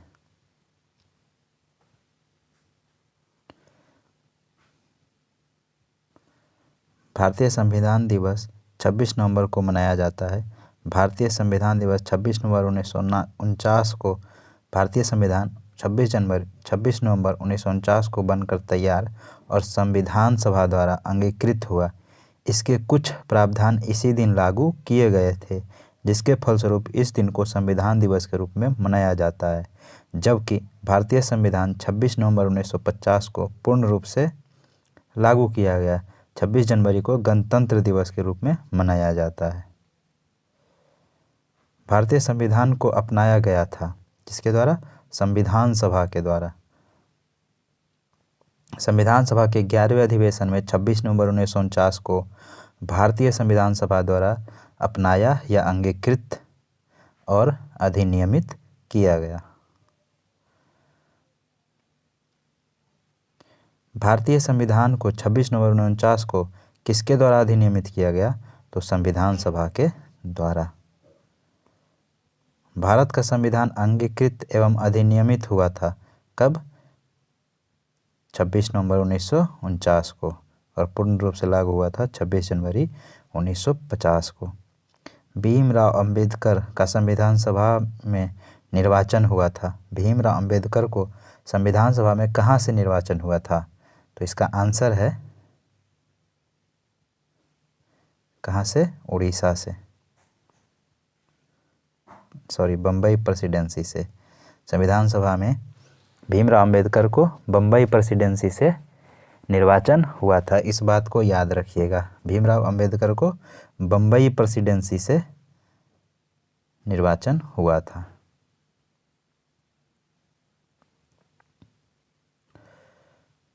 1946 ईस्वी में संपन्न संविधान सभा के प्रारंभिक चुनाव में डॉक्टर भीमराव अंबेडकर अविभाजित भारत के बंगाल प्रांत के पूर्वी भाग से निर्वाचित हुए थे। बाद में यह क्षेत्र पाकिस्तान में चले जाने के कारण डॉक्टर अंबेडकर भारतीय गणराज्य के बम्बई प्रेसिडेंसी से के पूना संसदीय क्षेत्र से उपचुनाव में निर्वाचित होकर भारतीय संविधान सभा में सम्मिलित हुए थे। पहले कहाँ से हुए थे? बंगाल के पूर्वी क्षेत्र से, लेकिन वो बाद में पूर्वी पाकिस्तान बन जाता है, जिसके कारण ये बम्बई के पूना से जीते थे। पूना सीट उनके लिए कांग्रेस के M.R. जयकर ने त्यागपत्र देकर रिक्त की थी। यद्यपि वे पश्चिम बंगाल हैं, मतलब यद्यपि ए में पश्चिम बंगाल है, फिर भी यह अभीष्ट विकल्प नहीं हो सकता, क्योंकि डॉक्टर भीमराव अंबेडकर पूर्वी बंगाल से प्रथम निर्वाचित हुए थे। अंततः उन्होंने बम्बई प्रेसिडेंसी से निर्वाचित सदस्य के रूप में संविधान सभा में कार्य किया था। अतः स्पष्ट है कि उत्तर विकल्प बी होगा। डॉक्टर भीमराव अंबेडकर का जन्म और मृत्यु कब हुआ था? तो डॉक्टर भीमराव अंबेडकर का जन्म 1891 ईस्वी में और मृत्यु 1956 ईस्वी में हुआ था। भारतीय संविधान निर्माण के मुख्य भूमिका निभाने वाले डॉक्टर भीमराव अंबेडकर का जन्म 14 अप्रैल 1891 का महू मध्य प्रदेश में तथा मृत्यु 6 दिसंबर 1956 को दिल्ली में हुआ था। अब आप बताइएगा कमेंट में कि भीमराव अंबेडकर का जो समाधि स्थल है उसका क्या बोलते हैं? निम्नलिखित में कथनों पर विचार कीजिए। तृतीय गोलमेज सम्मेलन के विचार विमर्श की परिणति भारत सरकार अधिनियम 1935 के पारित होने के रूप में हुई। भारत सरकार अधिनियम 1935 ने ब्रिटिश भारत के सूबों और भारतीय रियासतों के एक संघ पर आधारित ऑल इंडिया फेडरेशन का गठन उपबंध किया था। तो क्या है? दोनों सही है। नवंबर-दिसंबर 1932 में लंदन में आयोजित तीसरे और अंतिम गोलमेज सम्मेलन में कांग्रेस ने भाग नहीं लिया था। इस सम्मेलन में भारत सरकार अधिनियम 1935 के लिए एक ठोस योजना को अंतिम रूप से पेश किया गया था। इसमें ब्रिटिश भारत के सूबों और भारतीय रियासतों के एक संघ पर आधारित ऑल इंडिया फेडरेशन के गठन का प्रावधान किया गया था। अब आप कमेंट बॉक्स में बताइएगा कि वो कौन थे जिन्होंने तीनों गोलमेज सम्मेलन में भाग लिया था। ठीक है, तीनों गोलमेज सम्मेलन में भाग लेने वाले व्यक्ति के बारे में आपको बताना है। भारत का संविधान देश के आवश्यकताओं को पूर्ति करता है, कारण इनको एक गृहीत संविधान कहा जाता है। तो देखिए, दोनों सत्य है लेकिन सही स्पष्ट नहीं करता है। भारत का संविधान देश की आपूर्ति को पूरा करता है लेकिन कारण स्पष्ट नहीं है। इसको एक गृहीत संविधान कह सकते हैं लेकिन दोनों का स्पष्टीकरण नहीं है। भारत का संविधान देश की आवश्यकताओं की पूर्ति करने में पूर्णतः सक्षम है तथा भावी आवश्यकताओं के मद्देनज़र इसमें संशोधन संबंधी प्रावधान भी है। दूसरी ओर इसमें विभिन्न देशों के संविधानों से तथ्य एवं विचार ग्रहण किए गए हैं, अतः इसे एक गृहीत संविधान भी कहा जाता है। इस प्रकार कथन एवं कारण दोनों ही सही है, परंतु कारण कथन का सही स्पष्टीकरण नहीं करता है। संविधान सभा में वयस्क मताधिकार को 15 वर्ष के लिए स्थगित करने की बात की थी। कौन किया था? तो मौलाना आज़ाद। मौलाना आज़ाद ने देश के संविधान में वयस्क मताधिकार को 15 वर्ष के लिए स्थगित करने की बात कही थी, किंतु डॉक्टर राजेंद्र प्रसाद एवं पंडित जवाहरलाल नेहरू ने जोरदार ढंग से इसे अपनाने के लिए इसका समर्थन किया था। निम्नलिखित में से किसने सुझाव दिया था कि भारत की स्वतंत्रता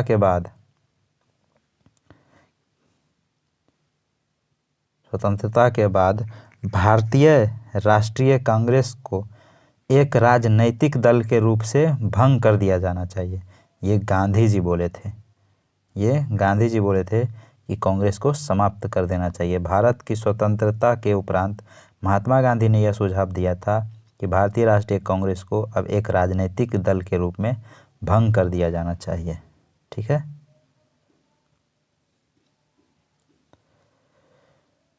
निम्नलिखित में से किसने कहा था एक संविधान एक मशीन की तरह बेजान चीज़ है, इसमें वे लोग जीवन फूंकते हैं जो इसका नियंत्रण करते हैं। भारत में बस कुछ ईमानदार लोगों की आवश्यकता है जिनके लिए राष्ट्रहित ही सर्वोपरि है।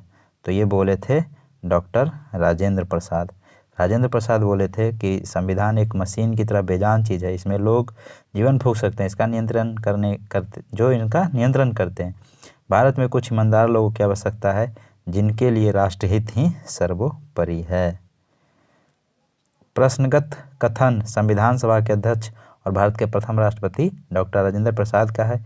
यह कथन 26 नवंबर 1949 को भारतीय संविधान को अपनाए जाते समय दिए गए उनके वक्तव्य का अंश है। अपनी राष्ट्रवादी प्रतिक्रिया में भारतीय संविधान के निर्माताओं ने अल्पसंख्यकों के हितों तथा भावनाओं के महत्व को कम करके आका है। यह कथन किसका है? तो आइवर जेनिंग्स का। अपने राष्ट्रवादी प्रतिक्रिया में भारतीय संविधान के निर्माताओं ने अल्पसंख्यकों के हितों तथा भावनाओं के महत्व को कम करके आका है। यह कथन आइवर जेनिंग्स का है। प्रस्तुत कथन आइवर जेनिंग्स का है। उनका मानना था कि भारतीय संविधान निर्माताओं ने भारतीय संघ में अल्पसंख्यक हितों और भावनाओं के महत्व को न्यूनतम रखने का प्रयास किया है। किसने कहा था संविधान सभा कांग्रेस थी और कांग्रेस भारत था? तो ये बोले थे ऑस्टिन। ऊपर भी देखे थे, संविधान सभा कांग्रेस थी और कांग्रेस क्या था? भारत था। यह वक्तव्य पद्मश्री पुरस्कार प्राप्त इतिहासकार ग्रेनविले ऑस्टिन का था। यह वक्तव्य उनकी पुस्तक द इंडियन कॉन्स्टिट्यूशन में वर्णित है। भारतीय संविधान सभा में कुल कितनी महिला सदस्य थी? तो 15। भारतीय संविधान सभा में कितने महिला थी? 15 महिला थी। अब देखिए संविधान सभा की प्रमुख समितियां। संविधान सभा द्वारा अपने विभिन्न कार्यों को संपादित करने के लिए अनेक समितियों का गठन किया गया था। प्रमुख समितियां एवं उनके अध्यक्षों का विवरण इस प्रकार है। देखिए संघीय संविधान समिति पंडित जवाहरलाल नेहरू। संघीय संविधान समिति के अध्यक्ष कौन थे? पंडित जवाहरलाल नेहरू। प्रक्रिया विषयक नियमों के संबंधी समिति के डॉक्टर राजेंद्र प्रसाद। संचालन समिति राजेंद्र प्रसाद। संचालन समिति राजेंद्र प्रसाद। प्रारूप समिति भीमराव अम्बेडकर। प्रारूप समिति भीमराव अम्बेडकर। मौलिक अधिकार अल्पसंख्यकों एवं जनजातीय और अपवर्जित क्षेत्रों संबंधी सलाहकार समिति कौन थे? सरदार वल्लभ भाई पटेल। मूल अधिकार उप समिति अल्पसंख्यक उप समिति पूर्वांतर सीमांत जनजातीय क्षेत्र और असम के अपवर्जित एवं आंशिक रूप से अपवर्जित क्षेत्रों संबंधी उप समिति कौन थे? गोपीनाथ बारदोलोई। देखिए मौलिक अधिकार सरदार वल्लभ भाई पटेल थे। अल्पसंख्यक एवं जनजातीय बातचीत संबंधी समिति ये सब सरदार वल्लभ भाई पटेल। मूल अधिकार के उप समिति के JB कृपलानी, अल्पसंख्यक उप समिति के HC मुखर्जी और पूर्वांतर सीमांत जनजातीय के गोपीनाथ बरदोलोई। अपवर्जित आंशिक रूप और अपवर्जित क्षेत्र असम और अतिरिक्त संबंधी जन के AB ठक्कर थे। संघीय शक्तियों संविधान समिति के संघीय शक्ति समान शक्ति के पंडित जवाहरलाल नेहरू थे। अब प्रांतीय संविधान समिति सरदार वल्लभ भाई पटेल। कार्य संचालन ऑर्डर ऑफ बिजनेस संबंधी समिति के KM मुंशी। सदन के पटाभी सीतारमैया। राष्ट्रीय ध्वज संबंधी तदर्थ समितियां डॉक्टर राजेंद्र प्रसाद। संविधान सभा के कार्यकारण GB मावलंकर। राज्यों संबंधी समिति पंडित जवाहरलाल नेहरू। वित्त एवं स्टाफ समिति डॉक्टर राजेंद्र प्रसाद। अब प्रत्यय पत्र संबंधी समिति अल्लादी कृष्णा स्वामी अय्यर थे। प्रारूप समिति में अध्यक्ष भीमराव अंबेडकर समेत कुल 7 सदस्य थे। प्रारूप समिति में भीमराव अंबेडकर समेत कुल 7 सदस्य थे, जिनमें N गोपाल स्वामी आयंगर, अल्लादी कृष्णा स्वामी अय्यर, KM मुंशी, मोहम्मद सादुल्लाह, BL मित्र एवं DP खेतान शामिल थे। एक बार फिर से इसको देख लीजिए कि प्रारूप समिति में कौन कौन लोग थे। N गोपाल स्वामी आयंगर, अल्लादी कृष्णा स्वामी अय्यर, KM मुंशी, मोहम्मद सादुल्लाह, BL मित्र एवं DP खेतान शामिल थे। बाद में इनमें BL मित्र के स्थान पर N माधव राव तथा DP खेतान की वर्ष 1948 में मृत्यु हो जाने पर TT कृष्णमाचारी को इस समिति में शामिल किया गया। तदर्थ झंडा समिति का गठन संविधान निर्मात्री परिषद के 23 जून 1947 को किया था। इसके अध्यक्ष डॉक्टर राजेंद्र प्रसाद थे तथा अन्य सदस्य थे अबुल कलाम आज़ाद, सरोजिनी नायडू, C राजगोपालाचारी, KM मुंशी एवं डॉक्टर भीमराव अंबेडकर। तो बाद में जब उनकी मृत्यु के बाद ये लोग आते हैं।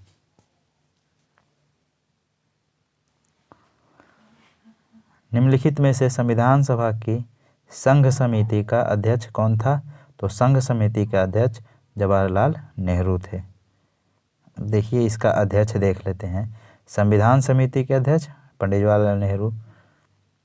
प्रक्रिया विषय नियमों संबंधी समिति डॉक्टर राजेंद्र प्रसाद। संचालन समिति राजेंद्र प्रसाद। प्रारूप समिति भीमराव अंबेडकर। मौलिक अधिकार अल्पसंख्यक जनजाति अपवर्जित में सरदार वल्लभ भाई पटेल। मूल अधिकार उप समिति के JB कृपलानी थे। अल्पसंख्यक उप समिति के HC मुखर्जी थे। संघीय शक्तियों संबंधी समिति के पंडित जवाहरलाल नेहरू थे। प्रांतीय समिति सरदार वल्लभ भाई पटेल थे। कार्य संचालन के KM मुंशी थे। संविधान सभा के प्रांतीय संविधान समिति का अध्यक्ष कौन थे? प्रांतीय संविधान समिति के अध्यक्ष सरदार पटेल थे। भारतीय संविधान सभा की प्रारूप समिति के अध्यक्ष कौन थे? तो प्रारूप समिति के अध्यक्ष थे डॉक्टर भीमराव अंबेडकर।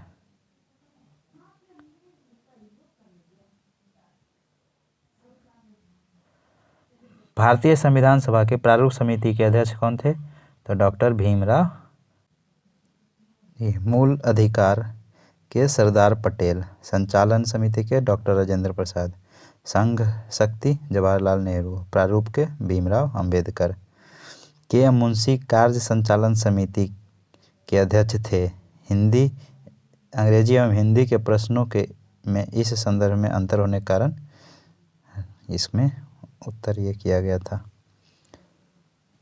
अब देखिए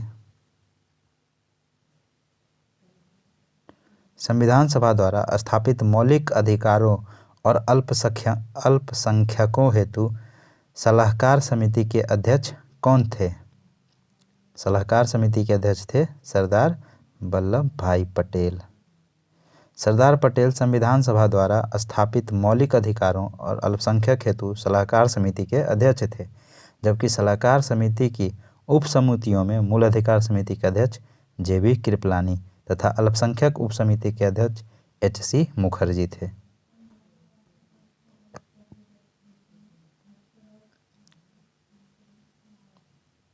डॉक्टर भीमराव अंबेडकर की अध्यक्षता में संविधान सभा की प्रारूप समितियां में कितने सदस्य थे?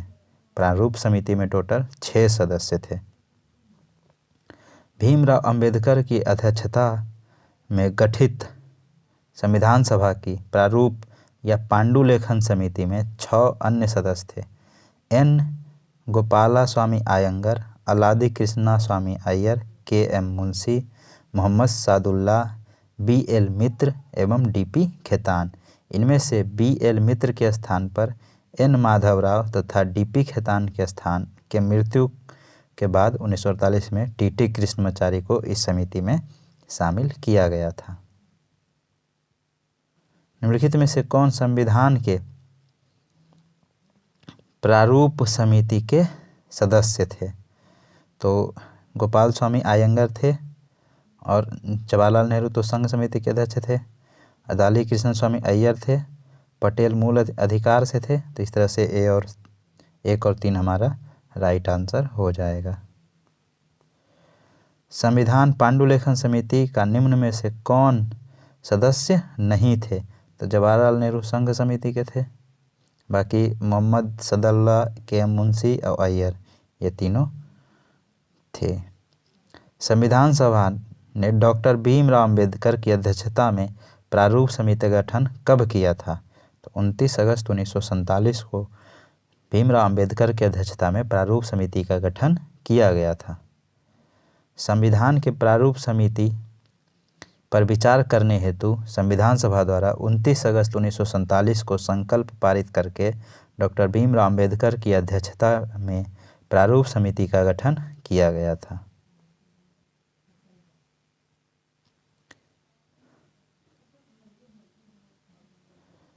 संविधान निर्मात्री परिषद की झंडा समिति के अध्यक्ष कौन थे? तो झंडा समिति का अध्यक्ष डॉक्टर राजेंद्र प्रसाद थे। भारतीय इतिहास में झंडा समिति का विशेष उल्लेख मिलता है। 2 अप्रैल 1931 को कांग्रेस के कराची अधिवेशन में गठित झंडा समिति, जिसके अध्यक्ष सरदार वल्लभ भाई पटेल थे, तथा 6 सदस्य मौलाना अबुल कलाम आज़ाद, तारा सिंह, जवाहरलाल नेहरू, डी.बी. केलकर, हरिदकर एवं पट्टाभी सीतारमैया थे। दूसरा, एक तदर्थ झंडा समिति का गठन संविधान निर्मात्री परिषद ने 23 जून 1947 को किया था, जिसके अध्यक्ष डॉक्टर राजेंद्र प्रसाद थे तथा 3 अन्य सदस्य अबुल कलाम आज़ाद, सरोजनी नायडू और सिराज गोपालाचारी, के.एम. मुंशी और भीमराव अंबेडकर थे। यह संविधान निर्मात्री परिषद द्वारा गठित झंडा समिति का अध्यक्ष पूछा गया है, अतः हो जाएगा ऑप्शन नंबर बी कि झंडा समिति का अध्यक्ष कौन है? डॉक्टर राजेंद्र प्रसाद। अब देखिए संविधान का स्रोत देख लेते हैं। भारतीय संविधान का अधिकांश भाग भारत शासन अधिनियम 1935 से लिया गया है। ब्रिटेन के संविधान द्वारा संसदीय शासन पद्धति, विधि का शासन, मंत्रिमंडलीय प्रणाली, एकल नागरिकता, द्विसदनीय प्रणाली, विधायी प्रक्रिया, संसदीय विशेषाधिकार, परमाधिकार लेख आदि उपबंध लिए गए हैं। देखिए ब्रिटेन से क्या क्या लिया गया है? संसदीय शासन प्रणाली, विधि का शासन, मंत्रिमंडल प्रणाली, एकल नागरिकता, द्विसदनीय प्रणाली, विधायी प्रक्रिया, संसदीय विशेषाधिकार, परमाधिकार लेख आदि उपबंध लिए गए हैं।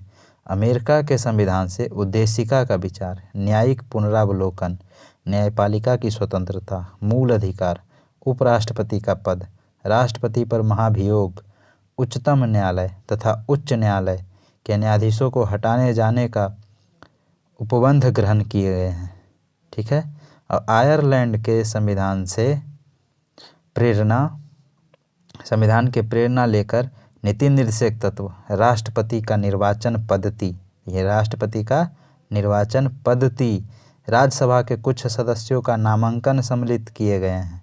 कनाडा के संविधान से सशक्त केंद्र के साथ संघीय व्यवस्था, केंद्र द्वारा राज्यपाल की नियुक्ति, उच्चतम न्यायालय का परामर्श न्याय निर्णय। ठीक है, उच्चतम न्यायालय का परामर्शी न्याय निर्णयन, अवशिष्ट शक्तियों का केंद्र में निहित होना आदि ग्रहण किया गया है। संसद के दोनों सदनों की संयुक्त बैठक, उद्देशिका की भाषा, व्यापार वाणिज्य और समागम की स्वतंत्रता तथा समवर्ती सूची की व्यवस्था ऑस्ट्रेलिया से अधिग्रहण किया गया है। जापान से विधि द्वारा स्थापित प्रक्रिया तथा दक्षिण अफ्रीका से संविधान संशोधन की व्यवस्था तथा राज्यसभा के सदस्यों का निर्वाचन ग्रहण किया गया है। मूल कर्तव्य तथा प्रस्तावना में न्याय, सामाजिक, आर्थिक, राजनीतिक के आदर्श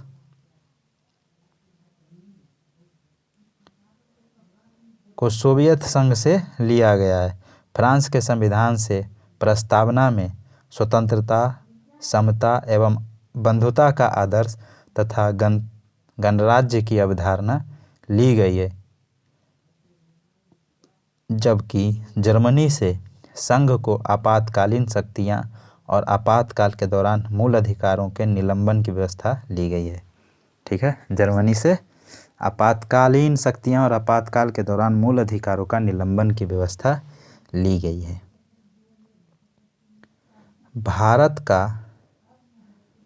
भारत के संविधान में उद्देशिका का विचार कहाँ से लिया गया था? तो ये यूएसए के संविधान से उद्देशिका का विचार लिया गया था।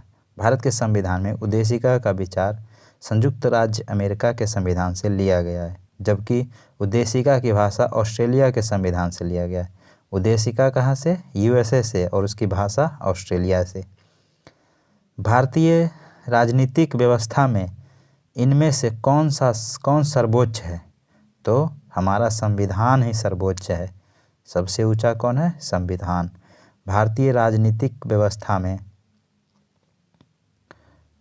संविधान सर्वोच्च है। यही राज्य व्यवस्था के स्वरूप और उद्देश्य का निर्धारण करता है एवं विभिन्न इकाइयों के सृजन का प्रावधान करता है। संविधान से ही शासन के सभी अंग अधिकार एवं शक्ति प्राप्त करते हैं। ठीक है। भारत में न्यायिक पुनरीक्षण की संकल्पना किस देश के संविधान से लिया गया है? तो ये संयुक्त राज्य अमेरिका से न्यायिक पुनरावलोकन। भारत में न्यायिक पुनरीक्षण की संकल्पना संयुक्त राज्य अमेरिका के संविधान से ली गई है। इसका आशय यह है कि सर्वोच्च न्यायालय विधान एवं आदर्शों का न्यायिक पुनरावलोकन कर सकता है तथा इन विधानों एवं आदेशों को शून्य घोषित कर सकता है जो संविधान के प्रावधानों का उल्लंघन करता है। न्यायिक पुनरावलोकन की व्यवस्था भारत और यूएसए में कहाँ है, ये पूछ रहा है। देखिए, तो यह भारत और यूएसए में है और भारत यूएसए से ही लिया है। निम्नलिखित में से कौन सा लक्षण भारतीय परिसंघ और अमेरिकी परिसंघ में समान रूप से पाया जाता है? तो यहाँ है संविधान के निर्वाचन के लिए परिसंघीय उच्चतम न्यायालय। देखिए, अमेरिका में एकल नागरिकता नहीं है, लेकिन इंडिया में है। संविधान में 3 सूचियाँ और न्यायपालिका की द्वैधता, ये सब सिर्फ इंडिया में है, जबकि ये जो है ऑप्शन नंबर डी दोनों देश में। संविधान के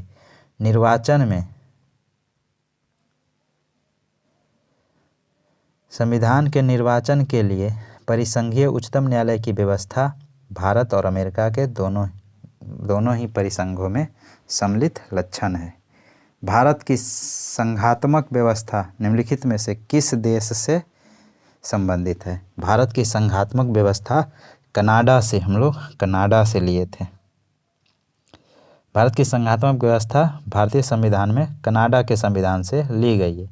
भारतीय संघवाद किस देश की पद्धति पर आधारित है? तो संघवाद हमारा कनाडा पे आधारित है। भारत संविधान में राज्यों की संघ की संकल्पना को प्राप्त किया है। कहाँ से? तो ब्रिटिश नॉर्थ अमेरिका अधिनियम से। ब्रिटिश नॉर्थ अमेरिका अधिनियम से भारत को राज्यों का संघ की संकल्पना प्राप्त होता है। भारतीय संविधान में राज्यों का संघ की संकल्पना ब्रिटिश नॉर्थ अमेरिका एक्ट से पारित है, यानी कनाडा से। भारतीय संविधान के अनुच्छेद 1 के अनुसार भारत राज्यों का संघ है। किस अनुच्छेद 1 में भारत के संविधान के में सम्मिलित समवर्ती सूची किस देश की देन है? तो समवर्ती सूची कहाँ से लिए थे हम? ऑस्ट्रेलिया से। भारत के संविधान में समवर्ती सूची को ऑस्ट्रेलिया के संविधान से लिया गया है। इस सूची में ऐसे विषय शामिल है जिन पर केंद्र एवं राज्य दोनों को कानून बनाने का अधिकार है। दोनों द्वारा निर्मित कानून में टकराव की स्थिति में केंद्र द्वारा निर्मित कानून ही मान्य होगा। इसे 7वीं अनुसूची में शामिल किया गया है। भारत में समवर्ती सूची की संकल्पना उद्धृत की गई है। भारत में समवर्ती सूची कहाँ से? ऑस्ट्रेलिया के संविधान से। ठीक है। भारत के संविधान निर्माताओं ने 7वीं अनुसूची में वर्णित समवर्ती सूची की अवधारणा को ग्रहण किया था। कहाँ से? भारत के संविधान निर्माताओं ने 7वीं अनुसूची में वर्णित समवर्ती सूची की अवधारणा को ग्रहण किया था ऑस्ट्रेलिया से। समवर्ती सूची ऑस्ट्रेलिया से। भारत के संविधान में समवर्ती सूची की अवधारणा गृहीत की गई है। कहाँ से? ऑस्ट्रेलिया के संविधान से। भारतीय संविधान में राज्य के नीति निर्देशक तत्वों की संकल्पना, नीति निर्देशक कहाँ से? तो आयरलैंड से। नीति निर्देशक तत्व आयरलैंड से। भारतीय संविधान में राज्य के नीति निर्देशक तत्वों की संकल्पना आयरलैंड के संविधान पर आधारित है। संविधान के भाग 4 में अनुच्छेद 36 से 51 तक उपबंध किया गया है। भारतीय संविधान में अन्य देशों के संविधानों से कुछ विशिष्टताओं को लिया गया है। किस देश का राज्य के नीति निर्देशक तत्व के निर्माण में योगदान है? तो आयरलैंड, अभी ऊपर देखे थे। राज्यसभा के गठन में प्रतिभा, अनुभव एवं सेवा के प्रतिनिधित्व देने वाले भारतीय संविधान निर्माता निम्नांकित उदाहरण से प्रभावित हुए थे। तो वो आयरिश गणतंत्र से। राज्यसभा के गठन में प्रतिभा, अनुभव एवं सेवा के प्रतिनिधित्व देने में भारतीय संविधान निर्माता आयरिश यानी आयरलैंड के गणतंत्र से प्रभावित हुए और आयरलैंड के गणतंत्र से ही हमारे संविधान में अपनाया गया है। अब 1 को 2 से मिलाना है। देखिए, मूल अधिकार कहाँ से? यूएसए से। मूल अधिकार यूएसए से। शासन की संसदीय प्रणाली यूके से। यूके बोले तो आपातकाल हम लिए थे जर्मनी से। और राज्य के नीति निर्देशक तत्व आयरलैंड से लिए थे। देखिए, ये संसदीय प्रणाली है। संसदीय प्रणाली हम ब्रिटेन से लिए थे, है ना, ब्रिटेन से लिए थे। और कनाडा से संघीय शासन लिए थे, संघीय। हम ठीक है, देख लिया यहाँ पे।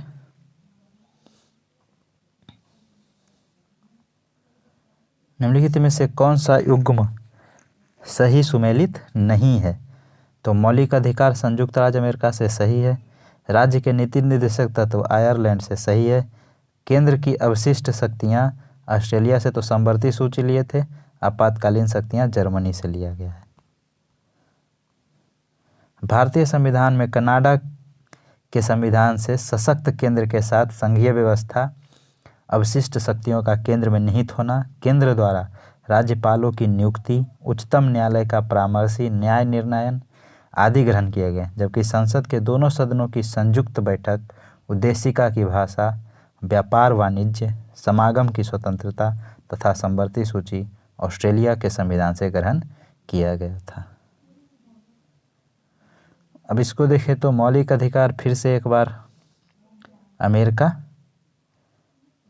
अमेरिका से, नीति निर्देशक तत्व आयरलैंड से, मंत्रिमंडल का सरकार ब्रिटेन से और केंद्र राज्य संबंध कनाडा से।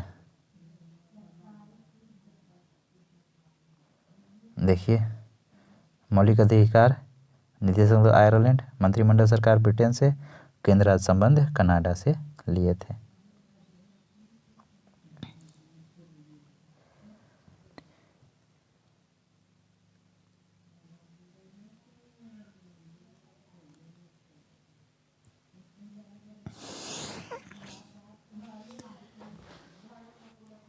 विधि का शासन इंग्लैंड से लिए थे और विधि द्वारा स्थापित प्रक्रिया जापान से लिए थे।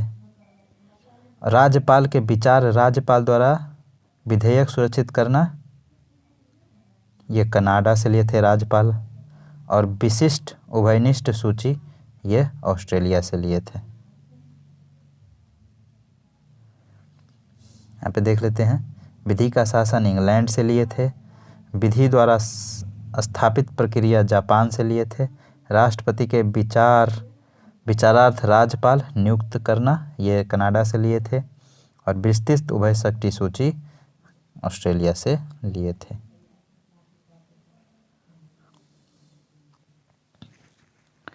अब देखिए, राज्य के नीति निर्देशक तत्व आयरलैंड से, ठीक है। मूल अधिकार और इससे संयुक्त राज्य अमेरिका से। संघ राज्य संबंधों की समवर्ती सूची लिए थे ऑस्ट्रेलिया से। और भारत राज्यों का संघ है, ये लिए थे हम कनाडा से। इस तरह से ये हमारा मिल जाएगा।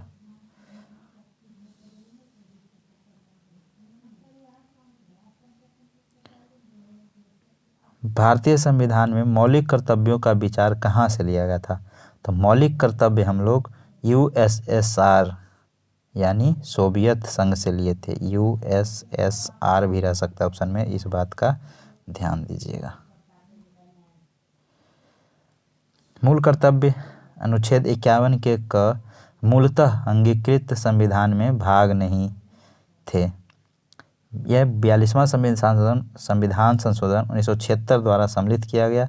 ये मूल कर्तव्य पूर्व सोवियत संघ के संविधान से लिया गया है। मूल संविधान में ये मूल कर्तव्य नहीं था, इसे बाद 42वां संविधान संशोधन द्वारा जोड़ा गया था। देखिए, कथन है कि भारत का संविधान सबसे अधिक लंबा हो गया है।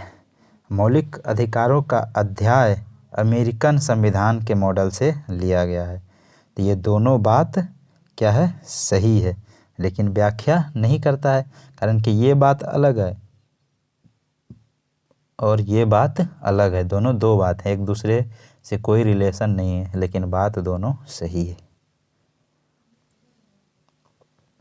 भारत का संविधान विश्व का सबसे बड़ा संविधान है। इसमें 22 भाग, 395 अनुच्छेद और 12 अनुसूचियाँ हैं। इसमें मौलिक अधिकारों का अध्याय अमेरिका के संविधान के मॉडल से लिया गया है, परंतु मात्र मौलिक अधिकारों की वजह से ही भारतीय संविधान लंबा नहीं हुआ है। इसलिए दोनों तो सही है, लेकिन व्याख्या नहीं करता है। भारतीय संविधान में सन्निहित मूल अधिकारों की अवधारणा किस देश के संविधान से लिया गया है? तो ये संयुक्त राज्य अमेरिका से लिया गया है। भारतीय संविधान में मूल अधिकारों का विचार कहाँ से? अमेरिका के संविधान से।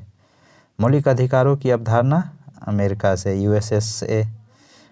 लिखित संविधान का प्रारंभ किस देश से हुआ था? तो ये अमेरिका से। सबसे पहले लिखित संविधान अमेरिका ही बनाया था। संयुक्त राज्य अमेरिका का संविधान प्रथम पूर्ण लिखित संविधान है। यह विश्व का सबसे छोटा लिखित संविधान है, जिसमें मात्र 7 अनुच्छेद शामिल है, मात्र 7 अनुच्छेद। वहीं भारत का संविधान विश्व का सबसे बड़ा लिखित संविधान है, इसमें 395 अनुच्छेद शामिल है। अब रहने देते हैं। भारत के संविधान के प्रमुख भाग ये हम अगले वीडियो में देखेंगे, ठीक है। तो आप लोग पूरा वीडियो देखिए प्लीज़, और इसे अपने दोस्तों से शेयर कीजिए। जो लोग चैनल पे नए हैं उसे लाइक कीजिए, सब्सक्राइब कीजिए, ठीक है। तो रोज़ कम से कम जितना लोग देखेगा पूरा, कम से कम एक ग्रुप में शेयर ज़रूर करेगा। ये पॉलिसी बना लो, तभी तो आपका ही चैनल है भाई, ग्रो होगा तब तो और भी कंटेंट लेके आएंगे, ठीक है। तो फिर भी कल मिलते हैं। जय हिंद।